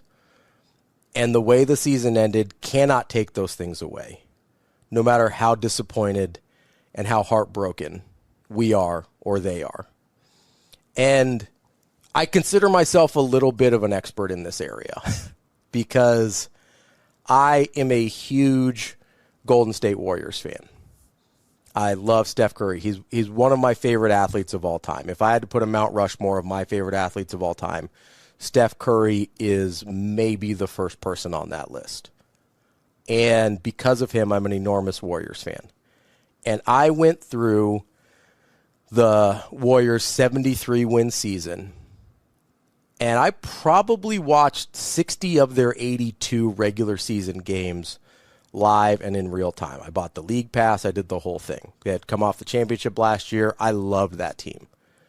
I've never had more fun watching a basketball season, and maybe any season from day to day, than I did that Warriors 73-win team. And as I'm sure many of you know, maybe you don't, it's been almost a decade now, the Warriors didn't win the championship that year. Not only did they not win, they had a 3-1 lead in the NBA Finals, and they blew that lead to the Cleveland Cavaliers, and it's a very famous collapse of this great, great team.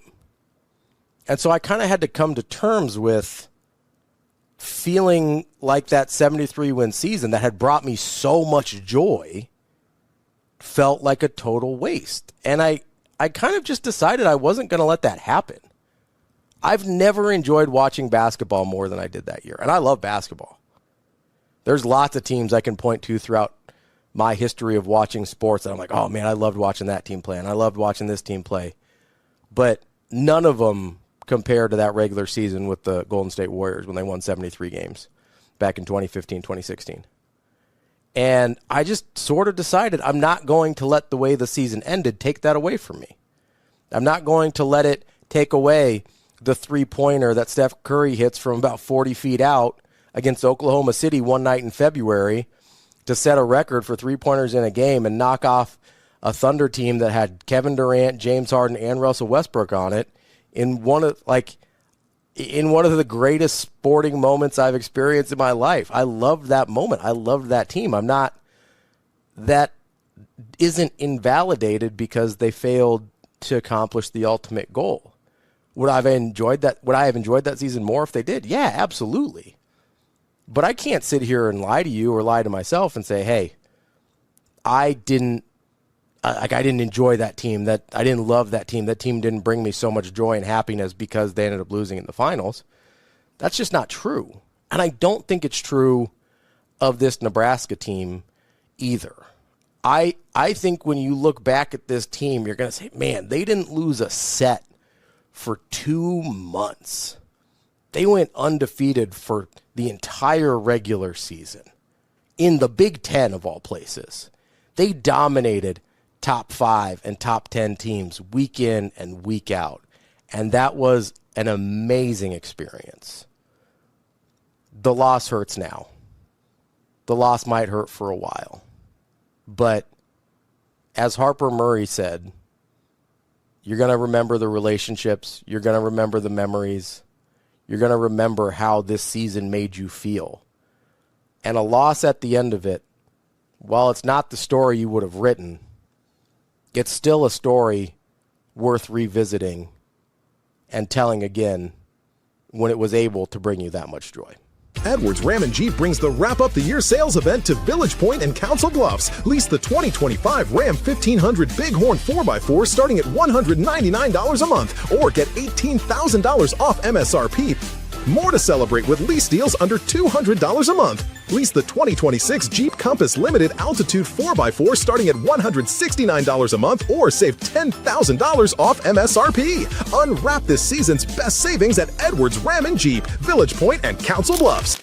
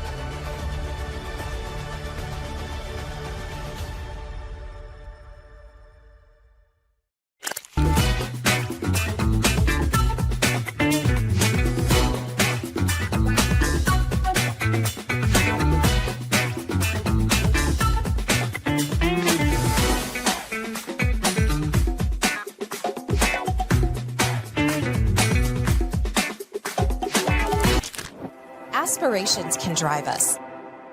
Sometimes a simple gesture is what fuels the pursuit of a dream. When it's time to make your dream a reality, we are here to help.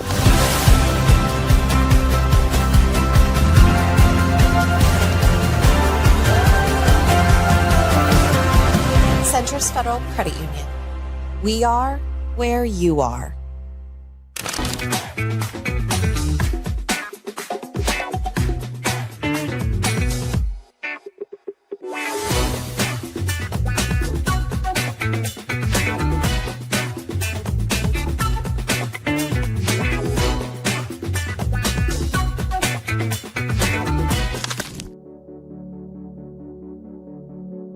Good morning. Welcome in Hurrdat Sports Live, presented by Centris Federal Credit Union. That's DB. I'm Ravi, Lulla here at Hurrdat Sports Bar and Grill. What's up, DB?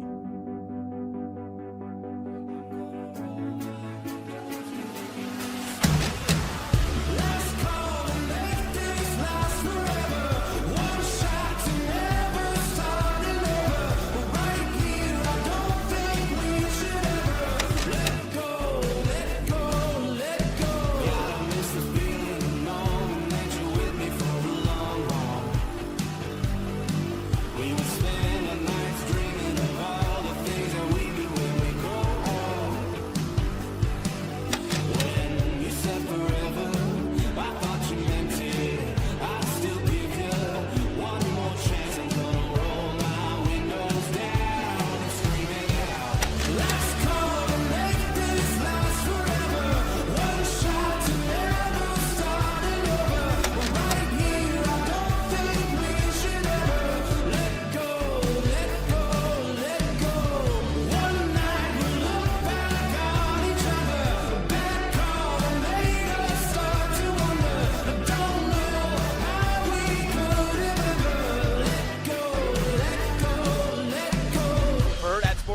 for Borsheim's, it is our big game chain player of the game. Sasha Durkin here with Husker Volleyball coach Danny Busboom Kelly. Ahead of the fall season, Harper Murray joining me now. And Mike Sauter here with Nebraska men's basketball, rink master. Joined now by John Cook at the First Serve Showcase. All right, well, Dylan, thanks for sitting down with us. I know we're in the thick of fall camp. Omaha native Harrison Phillips is entering year 8 in the NFL.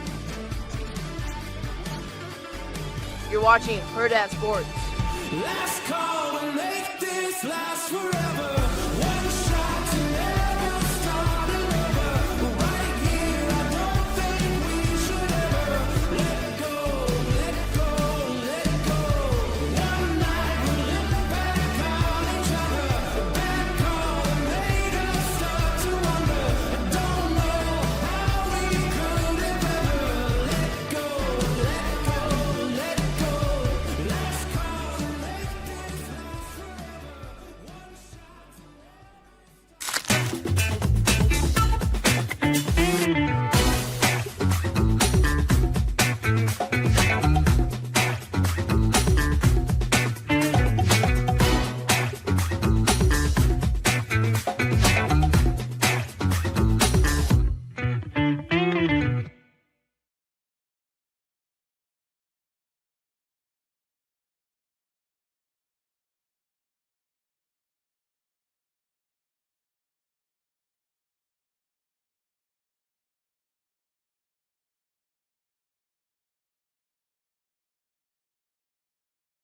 Anna Bellinghausen, Jacob Padilla with you to talk Nebraska volleyball. The final time this season, 33-1 record. The Husker season falls and ends in the Elite Eight to Texas A&M in 5 sets.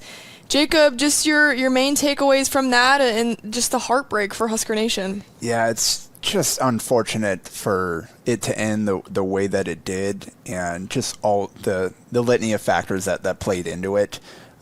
It's one thing to just go out there and give them your best shot and just flat out get beat, which I think Texas A&M is capable. Like it's the first team they play in a while that's since maybe the first 2 weeks of the season that you played a team that is physically capable of just going out and beating Nebraska, and they certainly did that in stretches in this game. But you add in all the factors that Nebraska was dealing with, and it's after a season that has gone so smoothly. I mean, after that, obviously the Creighton went 5-2, but after that Kentucky match where they pulled all the strings, Danny made the changes, and they got onto a roll, and then just kind of stampeded through the season. Everything, you had a minor injury here or there, but nothing serious. Like you had your main group out there every night all season long, except for when you chose to go to your bench. And Busboom Kelly talked about all season long about how she thought she was going to need her bench once they got into the tournament and down the stretch, and for the injuries, the illnesses, to kind of just take away that ability for them to kind of come up with some counters to try to turn the tide. It's just really unfortunate, and I mean, that's why we love sports, why we watch sports, is you never know. Like, I mean, the odds, Nebraska was one of the heaviest favorites I've ever seen in a postseason tournament like this. And you just never know on any given day, just all the factors that go into impacting performance. And that's why we love it. Everybody's always got a chance when the whistle blows and the match begins. And fortunately, I think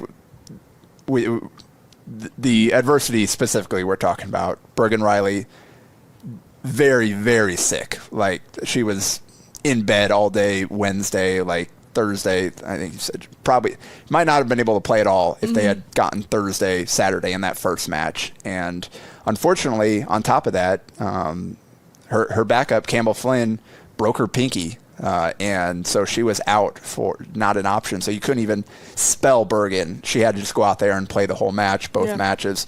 You couldn't do 6-2. You couldn't do doubles. You couldn't sit her down entirely and hope that Campbell could lead you to a win, which wouldn't have put it past Busboom Kelly with how much trust she has in her bench. But that's off the table. They destroyed Kansas, played really well despite Bergen playing through the illness, which credit to her for that. And then you come back against Texas A&M, and 5 minutes left, and like they're doing their passing or their serving, like the final warm-ups before you go back, change, and come back out for to get ready for the match. And Ali Chet goes up and serves and comes down on top of a ball and just rolls her ankle and does it pretty badly, and obviously was not able to play in the game. Came back out in the third set with her foot in a boot. So Busby McKelly had been prepping the double sub as an option to get them out of some tough rotations. She's been preparing those to play. Virginia Adriana wasn't really doing much of anything early in the match. It's probably one where we would have seen Chet get out there and see if she could kind of turn the tide. And those options were just off the table. So you can't use your depth. Your setter's playing through an illness, and on top of that, Texas A&M is really, really good. Yeah. I mean, Texas A&M, credit to them in the way they played, and really happy for that Texas A&M program, too. I mean, they deserve everything that they got against Nebraska to do that in the environment like the Bob. I mean, in 5 sets against the number 1 Nebraska team, the biggest favorites in maybe the history of the sport, to do that was incredible to see from A&M. And fantastic game plan. Nebraska could not keep up with their tempo. Just the block was slow to close, slow to get to the pins, and 149 of their 178 swings were by their 3 pins. Jamie Morrison talked about how balanced he thought they were the 2 most balanced teams in the country going in. Texas A&M was balanced between their pins, and their middles were effective on the few opportunities they got. But I think that's partly because Nebraska did respect their middles and what they're capable of, and got stuck too long inside, wasn't able to get out there and close the blocks. Like A&M tooled them all night long. Ended up 17-8 was the final. It was the disparity in stuff blocks.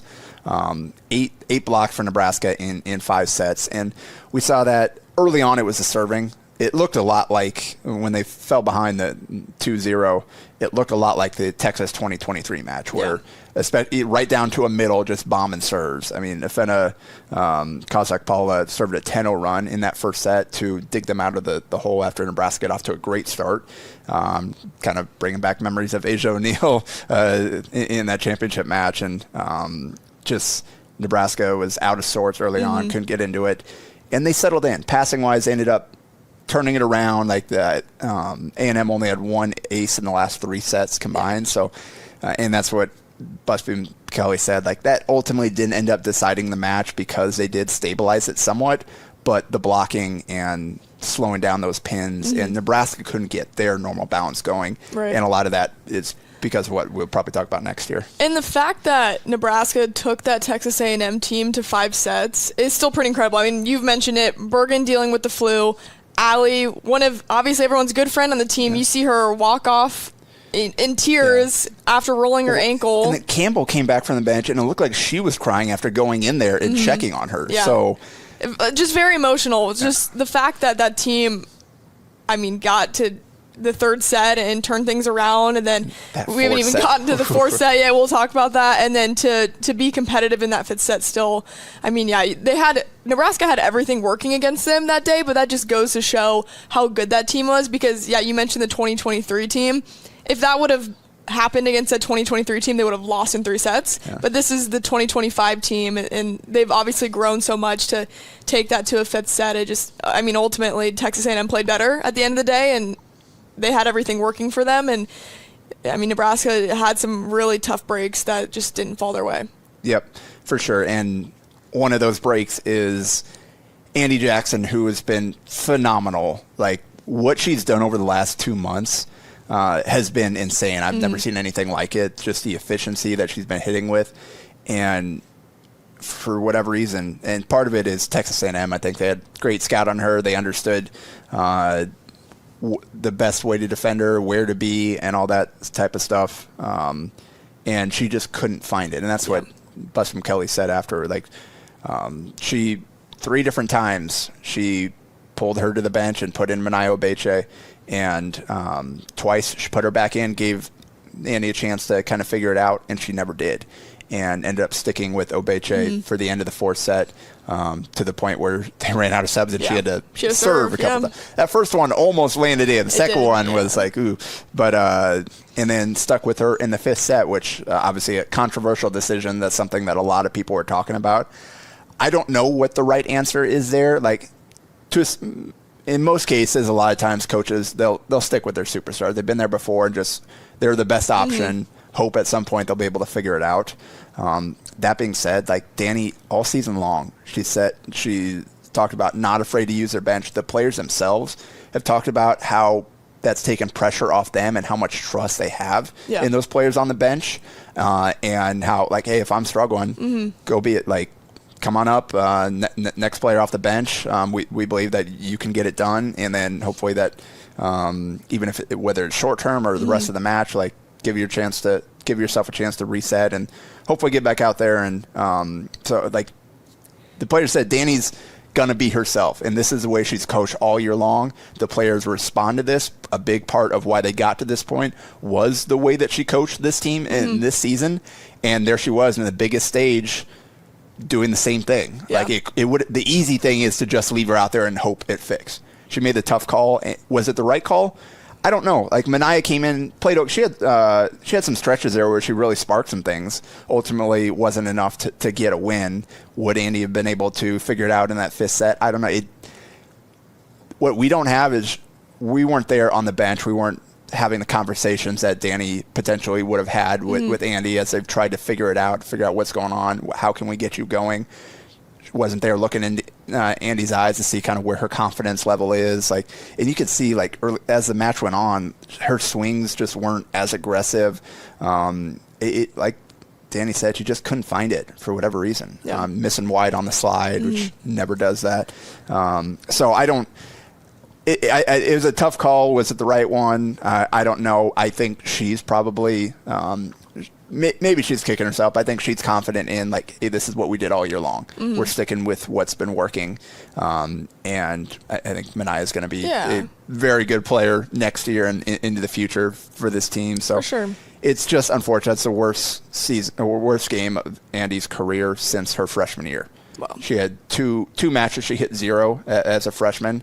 Since then, this is the worst hitting percentage she had. And on top of that, that match cost her the season program record for hitting percentage. She dropped back below Tracy Stalls, I think finished at 467. Gotcha. Record was 473. So just and Andy not being what she normally was made it really tough for Nebraska to get back to that balance. And they became so reliant on Harper Murray.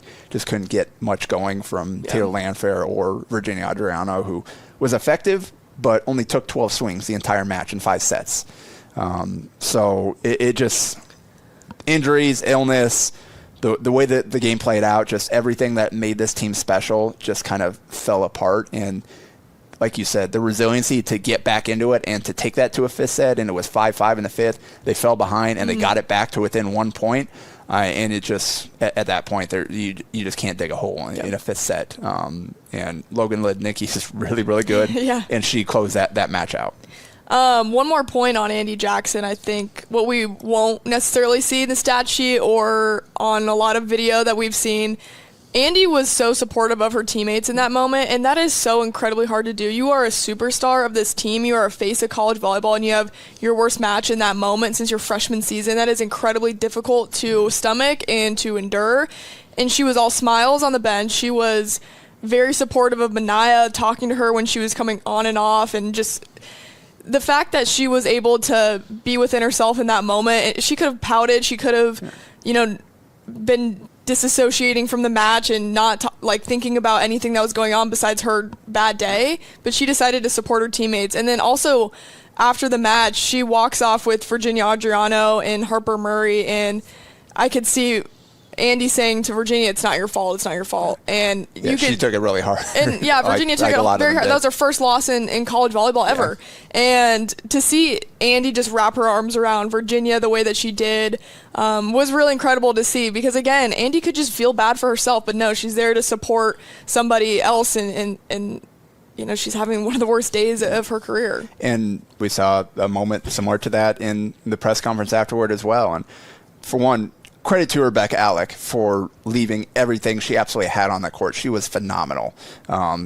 She was the one other option besides Murray that was consistently affecting the game. And 15 kills, 480 hitting, 4 blocks. The growth that she made this season offensively is just phenomenal. Testament to her hard work and to the coaching staff and just things clicking for her, and obviously Bergen as well on their continued evolution with that connection. But like, she was absolutely devastated. One, credit to Rebecca for stepping up and going into the press conference. I know she didn't want to. Yeah, Harper essentially dragged her in and supported her, held her hand. And then, because asked about it, like, she just kind of, what are the emotions you're feeling right now, and just broke down at that question. Like, it just welled up and hit her, and Harper stepped in and comforted her, and then gave a beautiful answer about Rebecca and what she means to the program. Which would have been a better answer than what Rebecca could say at that point. 100%. And you just kind of think back to, like, Harper, that Texas press conference after that loss, and just kind of obviously the things she said and the way she handled that situation, to coming back from DUI, that very first press conference where she kind of like froze up some of the questions, and Merritt stepped in and comforted her and answered her questions, to now as a junior doing the same thing for Rebecca, stepping in, and Harper was very level-headed. Obviously, it hurt, but she was very mature in that moment, and just kind of, it's fascinating to see like her growth over the last 3 years in similar situations, and kind of what she's become and becoming for this team. So that was obviously, I think, a positive moment I took from a really difficult situation for everybody involved. Yeah, the growth and maturity of Harper Murray has been something that we've got to publicly watch, which isn't something normal for 18 to 22-year-olds. You're not usually put on a pedestal on a stage like that at such a young age. And Harper has done it with so much grace. And I think that example in the press conference, from where she was in 2023 versus now, she's a completely different person in the way that she handles things. And I think that person's always been with her, right? She, is a down-to-earth, humble, kind person, but we got to see that on display. And also just the ability for her to have so much perspective in that moment too, and understand like, hey, this loss sucks, but we have the relationships, we have the memories to take away. And the fact that she could realize that so quickly after you just get your heart broken in a fifth set like that on your home court, which never happens, it was just incredible to see her bring that perspective and to help pick up somebody like Rebecca Alec, who has meant so much to this program. So big shout out to Harper and the way she handled that press conference, because she wouldn't have done that 2 years ago, and we saw it. But just to see that growth from Harper that's what it's all about. Truly. Yeah, encourage, go back and watch that whole press conference back if you're a fan of Nebraska Volleyball and haven't seen it. Just kind of the way they handle things, and both Busman Kelly and Harper just kind of reflecting on what they accomplished this season. And it's going to be fascinating to see kind of how this team handles this going into next year, and handles the day-to-day grind, and because like they put so much and they did so well in just where their feet are, is kind of the phrase that we heard from them all season long, and smelling the roses and enjoying every step of the way. It was all to get to this point, and to kind of have that ripped away from them now. How does that impact them going into next year? Because it's going to be another long regular season before they can get back to that point. How will any of that mean anything to them? Like knowing how this ended, like obviously it's first year Danny, like it's easy to kind of turn the page and really everything's new, even if it's not that different. Next year is going to be a little bit different. And again, will be another test of kind of their emotional maturity and their ability to go game to game and point to point and all that. But they, despite it ending the way it did, like a 33-1 record, leading the country in offense and defense, kind of the place that they reached this season is testament to all the work they put in and to all the buttons that Busman Kelly pushed throughout the season to get this team to this level. And it's just really unfortunate that we did see them compromise in the way that we did. And like a lot of fans out there, here come the excuses and all that type of stuff. They're not excuses. It's a reality of the situation. They were factors that impacted the performance. Despite that, they still got to the point where they gave themselves a chance. So in that fifth set is what it is. Like Danny's comments about like Bergen at the end of that fourth set and like, are you going to be able to make it? And Bergen just kind of like, I don't know. Yeah. Like that, I mean, we knew she was sick. I didn't realize even in that point how bad it was because she played every point out there and played at a high level. And obviously it wasn't the easiest situation. She was having to do a lot of running, especially early on in that match because of the passing struggles. And so, yeah, like lose me on the excuses and the people taking shots and that type of stuff. Just it's unfortunate. They just got beat. Texas A&M is a really, really, really good team, really balanced team, and it'll be interesting to see kind of how this Final Four goes now. Yeah. Okay, and if there's another positive we can draw from it, ABC got an absolute show on national television. If you weren't convinced that college volleyball is a sport you should watch, then I don't know. If you weren't watching, but like the people that did got a treat, and I'm sure thousands of Americans fell in love with the sport that previously maybe never watched, or little girls looked at the screen and thought, hey, I want to play this sport. I got a text from a buddy in the basketball world, just stumbling across it, like, wait, this volleyball team is undefeated? I'm like, yeah, they've been a wagon all season.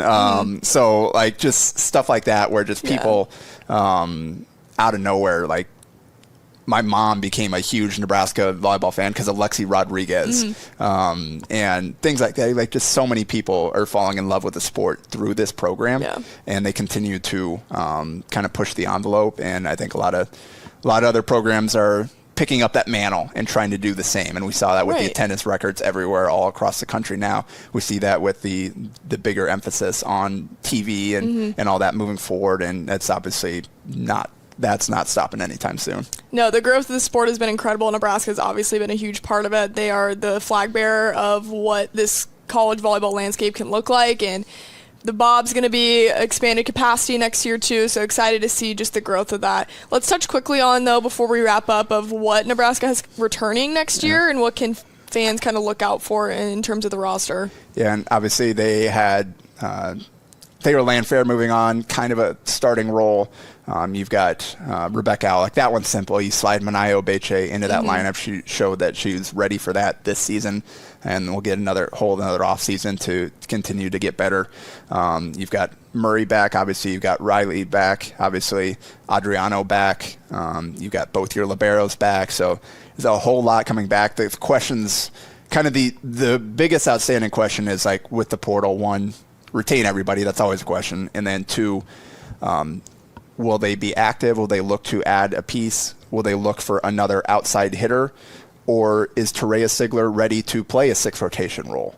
Is she ready to be to play in that front row and be a force? Like, that's the question that Bussom Kelly and her staff have to ask themselves. Is like, is she ready for this? Is Skylar Pierce ready to slide into that role that Landfair had? You've got those two coming back, and then Gabby DeVita coming in as a freshman. So that's kind of the one spot you could say, okay, if they're going to be active in the portal, that may be a spot, losing what the role that Landfair played and what she became. But you've got Ryan Hunter coming off the red shirt with Virginia Adriano taking Ali Check's place, so that's kind of a natural fit there. Jane Robinson coming in as a freshman to add to depth to that group. Carrie Lineback coming off her redshirt year, kind of stepping into the Maisie Bosiger role, adding more depth there.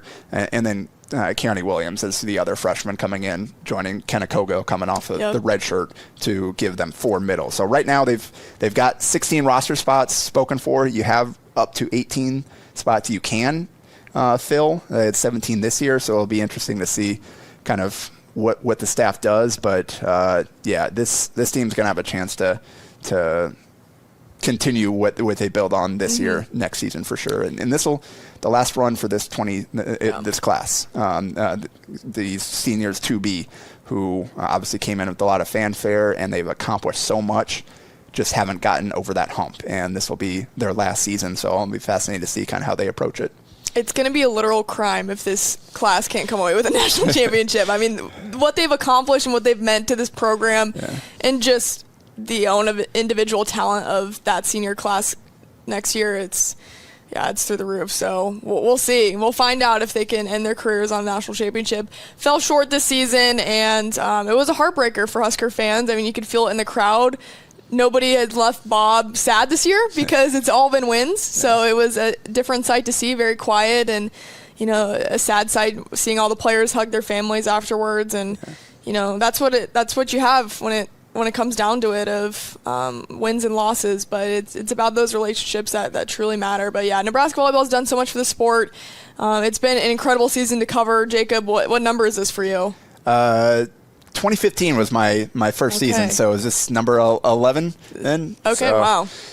Yeah. It's been a long ride for you, Jacob. So you got to see a national championship before. First year on the beat, 2015, they won it in Omaha. So that was my introduction to Nebraska Volleyball beat, and then won in 2017. But covered a lot of Final Fours since then, a few national championship matches. Still waiting to hopefully cover that next title. All right. Well, Jacob, pleasure talking on the show every week with you. Rico, shout out to you for producing. We appreciate you. We'll talk to you guys next time. Edwards Ram and Jeep brings the Wrap Up the Year sales event to Village Point and Council Bluffs. Lease the 2025 Ram 1500 Bighorn 4x4 starting at $199 a month, or get $18,000 off MSRP.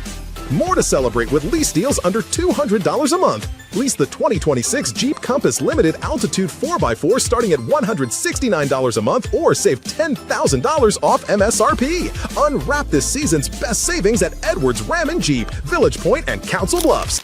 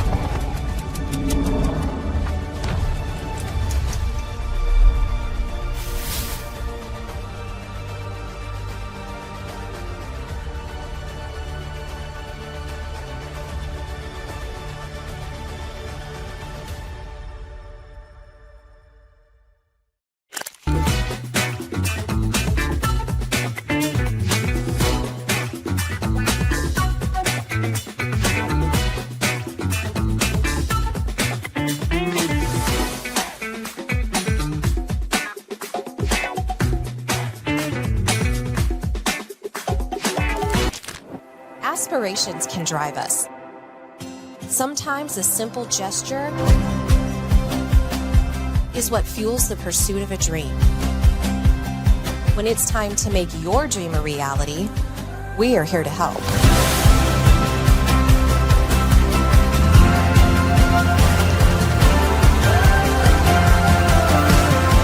Centris Federal Credit Union. We are where you are.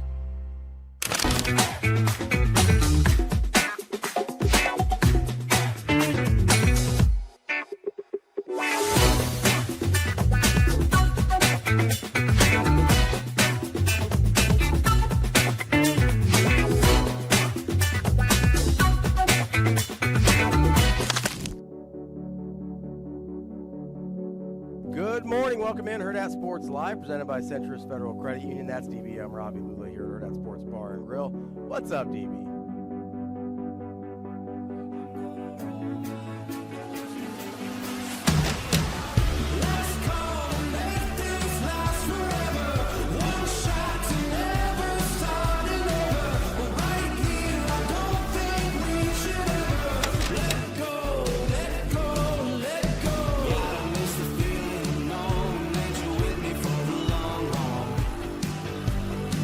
We would spend the nights dreaming about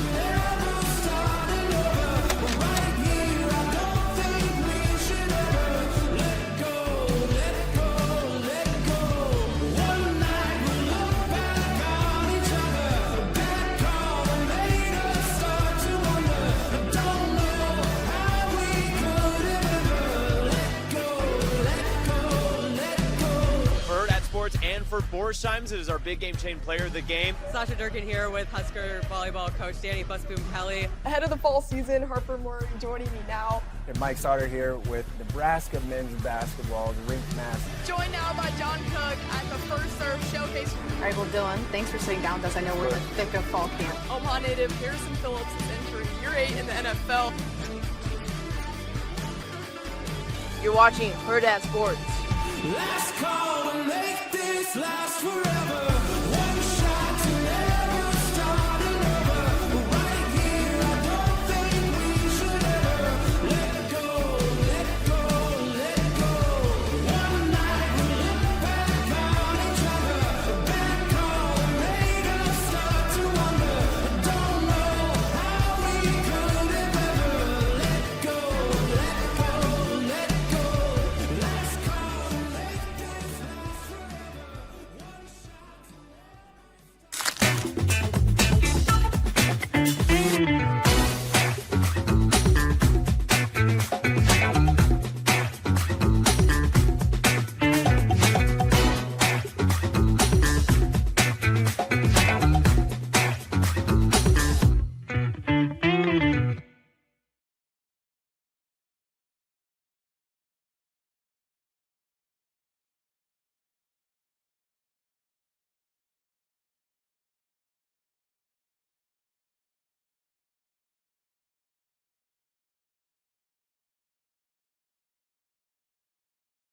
Welcome into Hail Varsity exclusive. Anna Bellinghausen, Gabby DeVita joining us now. One of the new Husker signees for the volleyball team. Gabby, how are we doing today?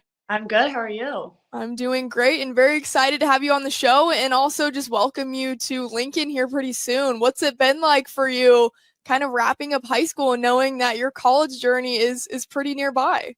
Yeah, I mean, I'm so excited. I've been in touch with coaches a little bit more now that it's getting closer and just so excited. And I know me, Jaden, and Kiani have all talked about it. And yeah, we just can't wait to get there. All right, well, take me back to the first time you heard from Nebraska. Obviously, that first day it opens up with recruitment. Who kind of was the first person to reach out to you and how were those conversations like? Yeah, so I got on the phone. Well, I got a text I was in a group chat with John, Kelly, Jalen, and Jordan at the time. And they texted me in a group chat at midnight and they asked me if I wanted to hop on a call. And I was like, of course I would. So, yeah, I got on a call with them that night. And I mean, it was so easy. I felt like I had known them all forever. So, just like going to dream team camps and everything, it was so easy talking to them. And I already knew a lot about Nebraska and what they all like had to offer. So yeah, I mean, I kind of knew from the start that that's what I wanted. Yeah, what were your very first impressions of Nebraska and getting to know that coaching staff early on? Yeah, I mean, it's an insane program. And I think the second that you walk in there, like you can see that. Yeah, I think one thing that really stood out to me was the culture that they built there. And that was really important to me. And yeah, I think everybody, like, they make it so fun, like I think going to Nebraska, there's a lot of pressure and everything, but they made it so fun and just so free feeling. And I just love that. When you think about your journey, would you have ever imagined that you'd be signing with the #1 team in the country when you think back to little Gabby? I mean, it was always my dream, but I mean, it's insane that it's actually happened. And yeah, I mean, it's crazy. I still can't believe it. It's still surreal. What have been your impressions getting to come on visits, see a match in person? What is it like seeing it in person before you become one of those players on the court? Yeah, I think like we talked about it, but just like seeing it in person is something that like it's really insane. Like the fan base, the care that everybody has, like showing out on like a Tuesday night for a match is insane. So yeah, I just think the fan base and like the care everyone has there, and it's really like such a special environment. They say it all the time, there's no place like Nebraska, but once you see it, it's amazing. Yeah, have you gotten a taste of that fan base so far already? Like reaching out, following you, sending you messages? Oh yeah, for sure. It's crazy. Yeah, they love their volleyball in this state. It is true. Yeah. When you think about just your recruiting journey, what also stood out about this university, the campus? What kind of sold you on Nebraska and the program that it is? Yeah, I just think the community, like it's something that you really can't find anywhere else. Everybody is so like close and everyone's like so nice in Nebraska, and I don't know, it was like it just seemed like the perfect fit for me. Now, also some familiar faces too on the team. One being Campbell Flynn, who you've played with for a number of years in club. Also, Harper Murray's from your club and Legacy back in Michigan. Did that factor into the decision as well to get you over to Nebraska? Yeah, I think a little bit actually. Me and Campbell always, it was like our dream to go to Nebraska, so we love that. And like seeing Harper go and then do everything that she did her freshman year, it just really, I don't know, it kind of like sparked like some inspiration in me. So but yeah, I mean, they're amazing, and seeing everything that they've done is amazing, and I'm hoping that I can go in there and do the same thing. So how long has Nebraska been a dream school of yours? A really long time. I remember one time I was on the phone with John and I was like going through my old pictures and or like old like school stuff, I don't know. And I found like a Google Doc of me, and it was like 10 things that I wanted to accomplish. And Nebraska volleyball was on there. And yeah, he thought that was really cool, but it kind of like showed me too. I was like, I wanted to do this for so long. So I'd say probably end of elementary school, honestly. Wow. It's been a really long time. Yeah, do you know how old you were when you wrote that down that you wanted to be a Husker volleyball player? Probably 5th grade. I think it was 5th grade. Wow. I mean, that was insane. It's so cool that's happening. Yeah, how much work has gone into this for you to become the player and the person you are today, to be able to make that dream come true? Yeah, a lot. Obviously, like the endless club practices and everything, but I think like people don't know how much like you can like miss out on when you do all of this, but it's all paid off and it's so worth it. And obviously like, it's just going to continue the next 4 years, but yeah, I mean, so much has gone into it. So if Nebraska fans haven't seen you play yet, what can they expect out of Gabby on the floor? What kind of player are you? What kind of persona do you hope to bring on the court? Yeah, I think the biggest thing, and I think it's pretty easy to tell, is I'm very competitive. So I'll pretty much find a way to win however I can. And so yeah, I'm super competitive. I think I'm fun out there. And yeah, I think competitive and fun are the two biggest ones. I think like if something needs to be done, like a lot of people look at me to do that. So, but yeah, competitive is probably the biggest one. And how much pride do you take in also playing 6 rotations and really being versatile in your game? Yeah, a lot. I think it's really like, I mean, like I've heard Nebraska talk about it, but it's like you're a volleyball player, like you have to know how to do everything. And I think like I love to pass, I love to play defense. So that's one thing that I think I worked really hard on. And I think I need to work on my hitting a little bit more still, but yeah, I take a lot of pride in it. It's something that it's not easy to do. So who did you grow up trying to emulate your game after? Was there any certain players that you looked at and tried to model your game after? Yeah, I think obviously Jordan was a really big one. I loved Michaela Fecke.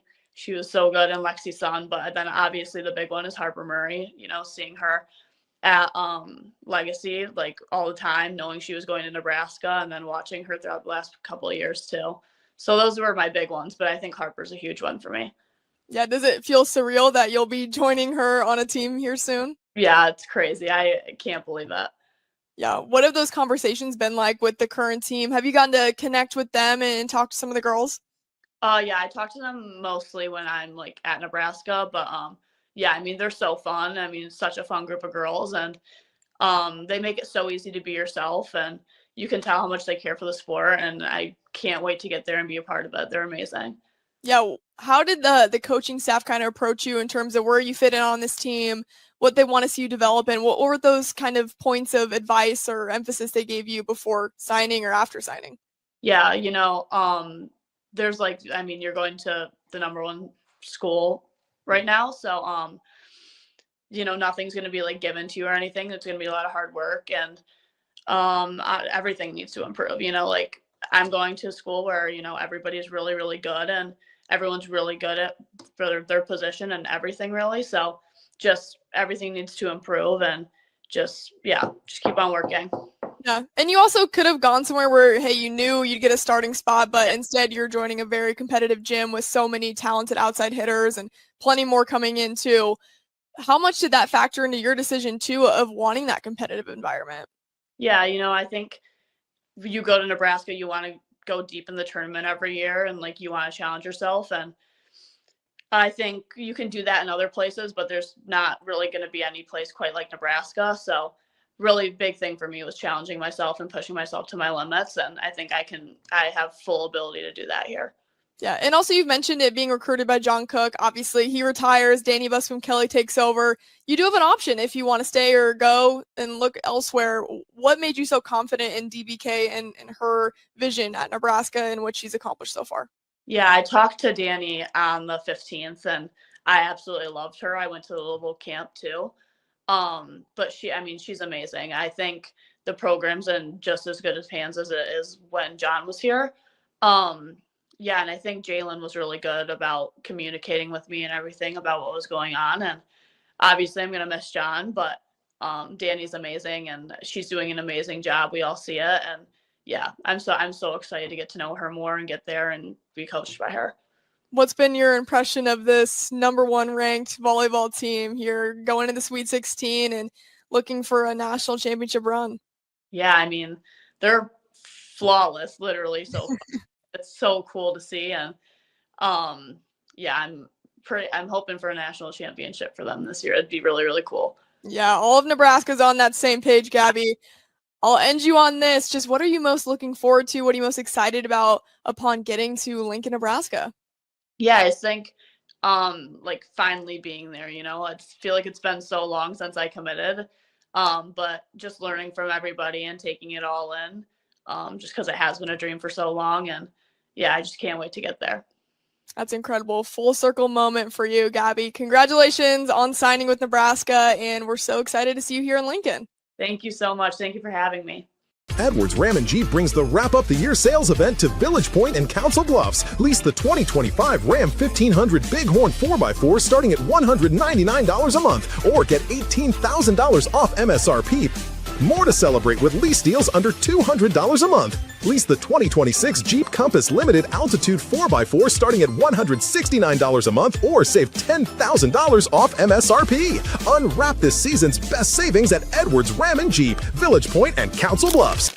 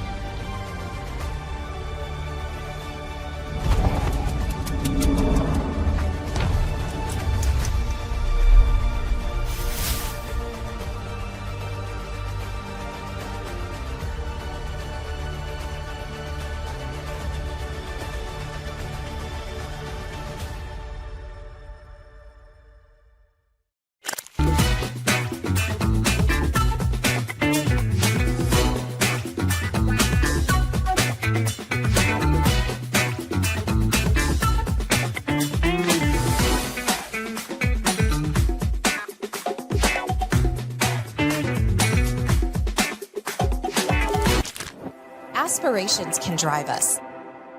Sometimes a simple gesture is what fuels the pursuit of a dream. When it's time to make your dream a reality, we are here to help.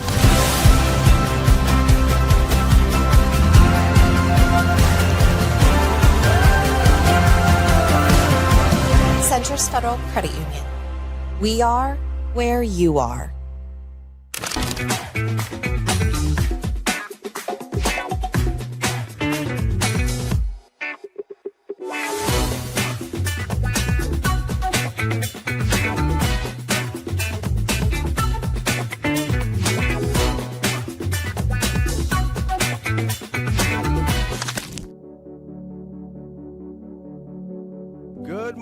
welcome in Hurrdat Sports Live, presented by Centrist Federal Credit Union. That's DB. I'm Ravi, Lulla here at Hurrdat Sports Bar and Grill. What's up, DB?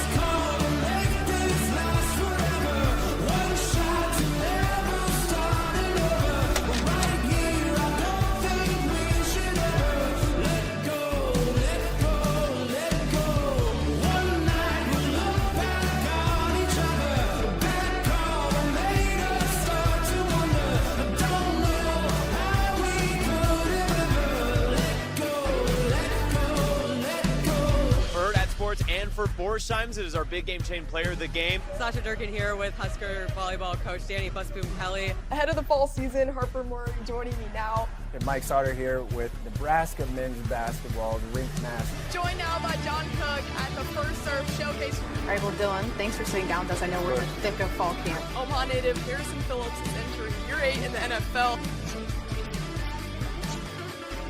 You're watching Hurrdat Sports. Last call to make this last forever. One shot to never start another. Right here, I don't think we should ever let go, let go, let go. One night we'll look back on each other.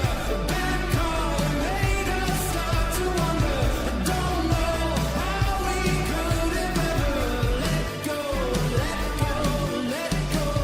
Last call to make this last forever.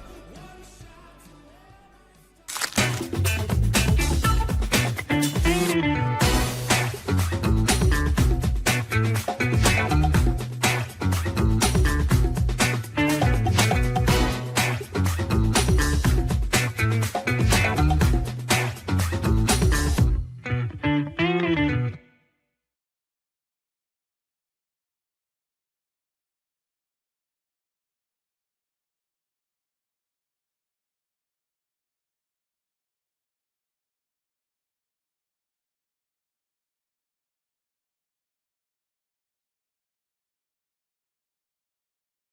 Welcome into a Hail Varsity exclusive. I'm Anna Bellinghausen, joined by Keani Williams. Keani, how are we doing today? I'm feeling great. I'm doing good. I'm really excited. I love it. Well, we're excited to see you in Lincoln, Nebraska. Of course, one of the incoming freshmen for Nebraska Volleyball, a middle out of Texas. Tell me about the first time you got connected with Nebraska. Yes. I first started talking to Nebraska around 15's year, and I obviously knowed about Nebraska since I was 14 and getting into volleyball and everything. So that was the first time I got talking with them and stuff. What was your first impression of the coaching staff and just getting to know what Nebraska was all about? Yes. At first, who I talked to was John Cook because that was during that time, and my impression was just wow, this is crazy. Nebraska, not only Nebraska volleyball is talking to me, but it's John Cook, so it was even more crazy. And it's just I was feeling mostly just blessed and just happy overall, and I was pretty young, so I was just oh my gosh, no way, this is a college coach is talking to me. So that was more so the vibes, and then as I started talking to them a little bit more, as I from 15s to 16s and everything, I was it was just more so I could really commit there. So just just staying focused and working and stuff like that. Mm-hmm. I see the Dream Bigger shirt you're wearing. Of course, the Dream Team Camp, something that so many players go through. What was your experience at that camp? Yes, Dream Big is definitely an amazing camp, and we do so much just going around Nebraska and talking with the players, which is amazing, and the coaching staff, and seeing the fan base, which is through the roofs. So it's definitely a fun experience, and just playing on a Nebraska court in general is just crazy. So yeah, it's really fun. Yeah, what was your impression? Because I know you and the class got to experience the Penn State match, the blackout. What was your impression of that in Nebraska fans? Yes, my face probably the whole entire time was like, because the blackout game was so pretty and just like everyone, the atmosphere was crazy, and we were just all sitting there, me, Jaden, and then 2027 commits were just sitting there and just soaking everything in. And obviously the game was a really good game, and Nebraska swept them, and it was a really good game to like watch and just experience, and knowing that next year, not so soon, we're gonna be on that court too as well with them girls. So it was really cool. Yeah, what was it like experiencing the fandom firsthand and just seeing how much the state cares about volleyball? Yes, Nebraska fans are definitely very loving and care for Nebraska a lot. And just to see, like, even before when we got there early, just seeing people outside waiting for the doors to open hours before, we were just like, wow. And everyone coming in and just seeing how full it was very eye-opening, and, like, just love the support that Nebraska's fans give to the team. Yeah, do you remember where you were watching the stadium match, 92,000 people packed into Memorial Stadium? Yes, I was at home watching that, and I was like, wow. And to be able to go there and not nowhere close to the fans they had there, but to see that was just like, wow. So I couldn't imagine on that day how wild it was. Yeah, so what went into your decision most to pick Nebraska? When committing to Nebraska, the biggest thing was just the coaching staff is just so caring, and they really show that they're not just about volleyball, but also you as a person. And I really got to know the coaching staff really well, Kelly and Jalen, and obviously John Cook. And now that Danny's here, I also got to know her a little bit more, especially when I went down there for the visit. So it was just great getting to know her, and obviously the fan base is crazy. So I just love how everyone there just supports, and the culture is very strong. So that's mostly the biggest thing. And obviously they're great at volleyball. So, and if I want to reach the levels I want to reach, being surrounded by those people would be great. So, And of course, after John Cook retires, you do have an opportunity if you wanted to choose a different program. What made you stick with Nebraska and stick with Danny Busby Kelly? As I said, the culture in Nebraska is so strong. So even with John Cook leaving, I knew that Danny would pick up right up. And obviously, she played there, and she is connected with John Cook and everything. So I knew that there wasn't going to be a really big change. And knowing that all the players originally there also stayed was just even more validated. Mm-hmm. Have there been any players that you've connected with or have any sort of connection to prior to committing even? I'm pretty. I grew to be pretty close with Carrie and T and everyone that's already there, and I got to know Harper more, and just Ryan and everyone. So yeah, and I knew them from NCDPs, going through and doing that. So it was pretty.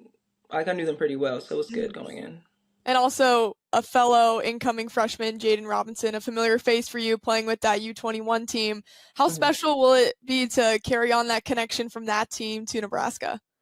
No, yes, I'm so excited. Me and Jaden are very close, and we've grown even more close just from U21, and we also have the All-American game coming up, and so I'm just really excited to go and experience this with her and get even closer with her. I asked Jaden for a scouting report on you, so what would you say about Jaden's game that stands out to you? How would you describe her as a player? Jaden, let's see. She's very, I'll say if I can say one word, powerful. She's very powerful. Just like her blocking, her hitting, she goes with so much force, and it's definitely if you're up against her, I mean, I would be scared. So she's very powerful. How would you describe your game for fans that haven't seen you play before? My game, I would say I play with no regrets. So as in I go in, I know what the goal is, and I'm going in and I'm playing my hardest and playing for my team. So I would say that's the biggest thing for people to know about me. Okay, so your parents come from basketball backgrounds. How did you turn into this volleyball star? When did you pick volleyball? Yes, I started really young with my parents, and they all played basketball, so I'll always be at basketball games and doing that. And as I grow up a little bit, my parents were trying to put me in sports and everything. And obviously basketball was in the picture because they both played, and they ended up introducing me to volleyball, which was weird because they both played basketball, but I ended up doing it and I loved it. So I just kept going with it, and they noticed how much I loved it. So I was just yeah, I don't want to do basketball. I want to stay with volleyball. When would you say you had that light bulb moment of, okay, I'm good at volleyball. I can do this. I can go to college for this. I would say probably around like my 15th year, I would say it clicks like I really do want to like pursue this and get better and put in the work to be like one of the top players. So I would say then. Yeah, how much work has gone into this for you day in and day out between high school, club? How much work has gotten into to get to this point to sign with the #1 team in the nation? Wow, yes, it's actually crazy. Wow. I would say just like lots and lots of like reps in it and like going out with a team and going out and just even not even at practice, but just in my garage, just working and putting in reps is definitely a lot. But I mean, I'm gonna only keep working from here on. So it's just honestly, it's fun. I love the process and I'm really excited. So would the young Keone Williams ever believe that she'd be playing for the #1 team in the nation in Nebraska? Probably not. I was just young and I seen volleyball and I was like, wow, I really do want to play. And I was like, oh, this is fun. But I wouldn't know that I would take it so seriously and be able to and be playing committed to the #1 team in the nation. Yeah, so did you grow up watching any college volleyball, or what kind of memories do you have, if any, watching Nebraska? I actually have no memories. I grew up, as you said, in basketball and stuff with my family, and we probably went to one volleyball game when I was younger. That's what my mom says is why I fell for it. But yeah, but as soon as I got into volleyball and like started watching, I obviously was attracted to Nebraska volleyball, and I never stopped watching it from that point on. So That's awesome. And we've talked about the fans a little bit too, but have you felt that presence on social media too? All the fans sending you messages, following you. Have you seen that fandom already before even stepping on campus here? yes, I've seen it so much. Even when I first like just committed on June or a little bit into June, the fan base was already talking to me and like just supporting me, and I was just like, wow, that's like it's so sweet, and I just love how like strong, as I said, their culture is. It was just really good. Yeah, and of course, with all that attention does come some pressure when you play for a team like Nebraska. Have you thought about that aspect too, of just what it will mean to wear that Nebraska across your chest? Yes, wearing Nebraska across your chest is definitely an honor. So just honestly, I take the pressure as a privilege, and I'm just like thankful overall, and just to be able to have Nebraska across my chest. So I'll just say that was the biggest thing. For the fans, what's something that we need to know outside of volleyball for you? Any passions outside the sport, or anything you like to do beyond the court? I love shopping. I love hanging with family and friends. I'm really family orientated. Yeah, those are the biggest things. Okay, so you're excited to do all the dorm shopping for Yes. what you got upcoming. Yes, I'm so excited. I already been talking to the girls like, what do I need? Do I need to get this mirror or like this thing? And they've been helping me a lot, so it's really fun. That's so exciting. All right, well, I'll leave you on this. What are your goals for yourself? We'll start with just year one at Nebraska. What would you say your goals are, your intentions for the year, and then just kind of what you want to accomplish at the university? I just say going into my first year, just soaking everything in and getting to know everyone and creating those relationships. And obviously, I'm surrounded by the best players in the nation, so it's definitely going to be like maybe overwhelming at times, but just taking that as a blessing and knowing that if I want to be one of the top players, I'm going to have to be surrounded by those top players to push me every day. So just doing that, and also they're obviously great players, but they're also great people. So I'm really excited to create those relationships with them and get to know everyone really closely. So. Have you envisioned what it's going to feel like walking out in the Bob Devaney Sports Center, 9,000 people screaming? Yes, I definitely imagine a lot. Actually, last night I was just thinking, I was like, wow, I'm about to be done with high school and I'll be there in January. And just thinking about how I will be stepping onto the court with everyone with that many fans was just like, wow, mind blowing. And I was just like, it was crazy. It's just crazy. Awesome.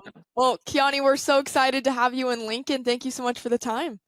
Thank you. Edwards Ram and Jeep brings the Wrap Up the Year sales event to Village Point and Council Bluffs. Lease the 2025 Ram 1500 Bighorn 4x4 starting at $199 a month, or get $18,000 off MSRP. More to celebrate with lease deals under $200 a month. Lease the 2026 Jeep Compass Limited Altitude 4x4 starting at $169 a month, or save $10,000 off MSRP. Unwrap this season's best savings at Edwards Ram and Jeep, Village Point and Council Bluffs.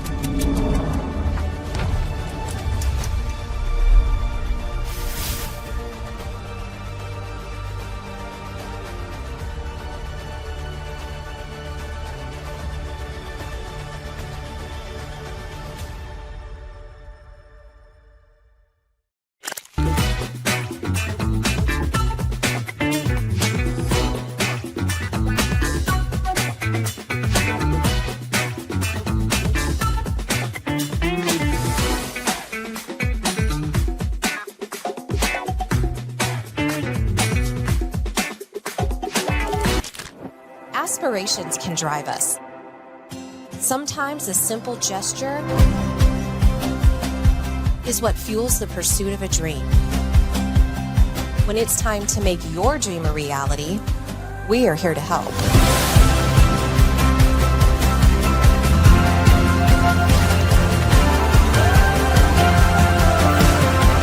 Centris Federal Credit Union. We are where you are.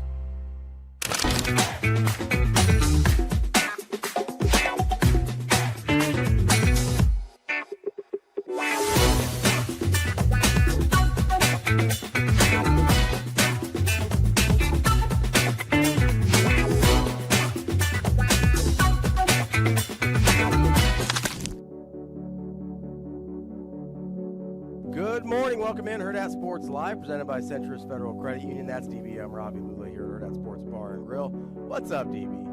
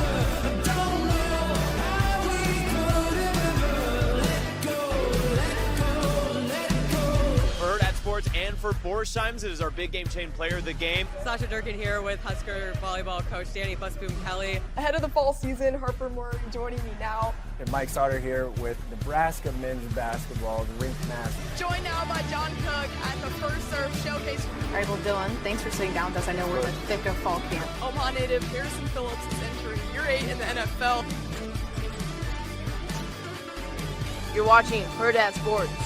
Last call to make this last forever. One shot to never start another.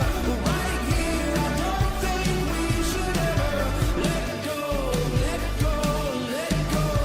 One night we'll look back on each other. That call made us start to wonder. Don't know how we could have ever let go, let go, let go. Last call.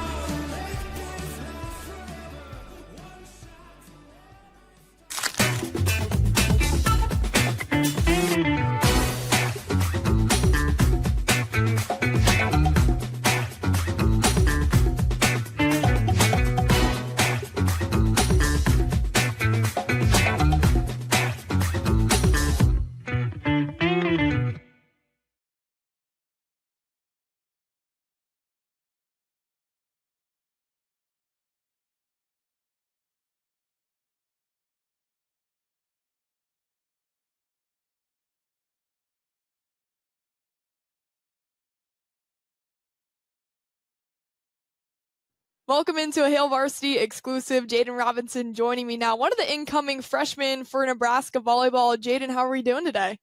I'm doing great. Awesome. Well, thank you so much for taking the time. And we kind of want to get to know all the incomers soon here as, you know, you guys get acclimated and join on campus. But I want to start with your decision to commit to Nebraska, to sign with the Huskers. Take me back to that decision. It was a big decision on whether the school has my major and obviously if the school wanted me for sports. I really wanted to go to a school that's very competitive and are surrounded by people that are like me. That is very competitive. What is your major then? What was the academic part? I'm majoring pre-health to be a physical therapist. That's awesome. So when you were first recruited, who kind of connected with you first? What do you remember about your initial thoughts on Nebraska? Um, Jalen Reyes connected with me first, and then with my second call, the whole coaching staff was on the call. So it was kind of just good to be on a call with everyone and like seeing everyone's different personalities on the coaching staff. Um, and yeah, it was a good like 2 calls that I had with them. But I also had a connection with Jalen Reyes before being on the call with him because of NTDP. And yeah. What kind of sold you on Nebraska? What was the moment where you're like, okay, this is the place for me? I would say just how the atmosphere is and how the fans are very family like oriented and the team is very family oriented, and I can just see myself playing for all these people in Nebraska, and I really didn't see myself doing that anywhere else. Okay, so I read that you committed before seeing campus. Is this true? Yeah, I did. What was that like, going to commit somewhere where you haven't really seen the classrooms, the facilities? Why were you so sure? No matter like what the campus looked like, I felt like I was meant to be there, whether I've seen the place or I haven't. And the coaching staff like really helped me they really helped me pick the school that I needed to go to. Hmm. Would you say this has been kind of one of the schools that you always wanted to go to, or what was your dream growing up? What was your dream school? I didn't have a dream school growing up. I always had my options open because I didn't know if there was like schools looking at me growing up because I was always like underrated and overlooked. So I didn't really have a dream school because I didn't feel like having my hopes high to a school that possibly didn't want me. Yeah, what was your recruiting journey like then? When you say overlooked and you weren't getting too many calls from coaches, what kind of put you on the map?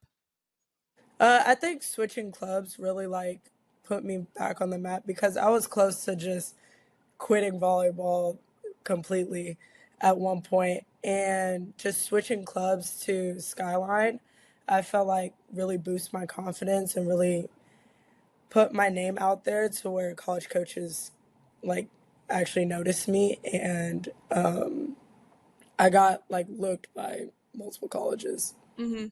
I mean, that's pretty crazy. So you go from wanting to quit the sport to committing to the number one team in the nation. That's incredible. I mean, tell me about that journey. How did you go from that point of being so low to making this commitment and signing with this number one team? What went into all of that?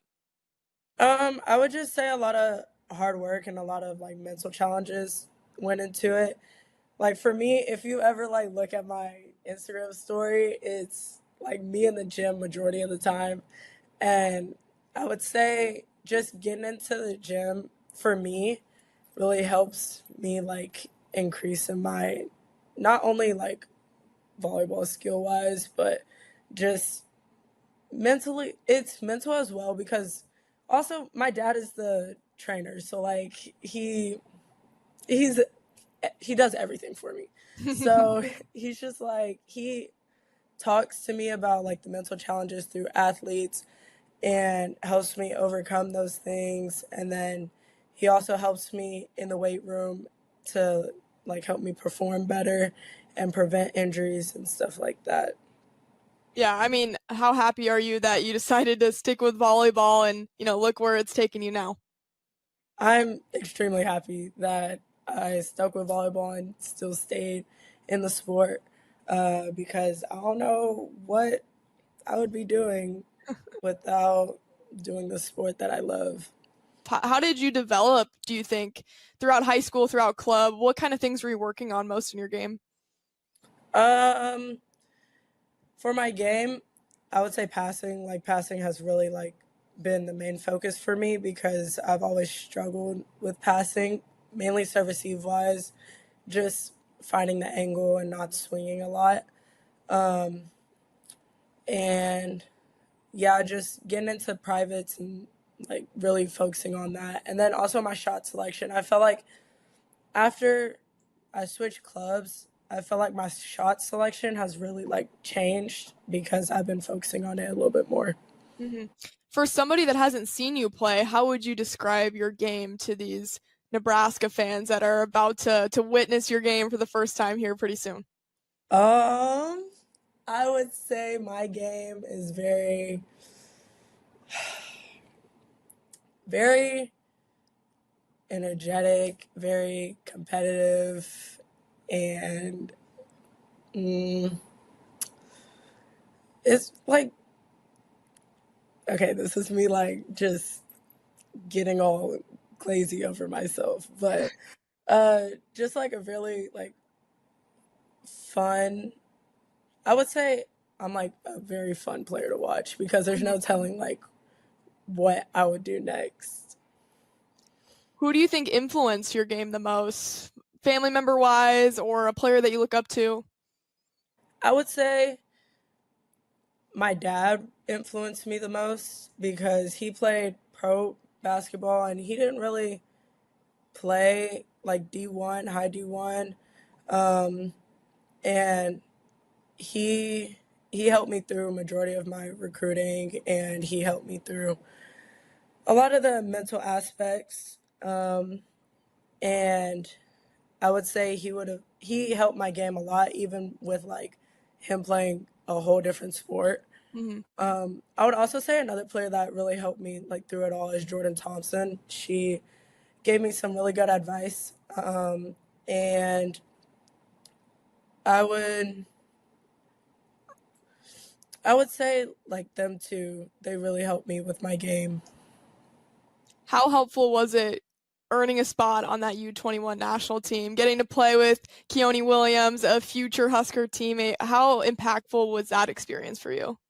It was very impactful because just having another teammate that I know I'll play with in the future is like next step because no one would have thought like you'd be playing with your future teammate before you go off to college.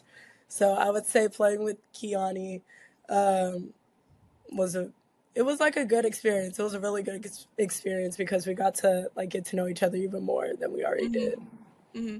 How would you describe her game when you look at her and watch her play? What would you say about her?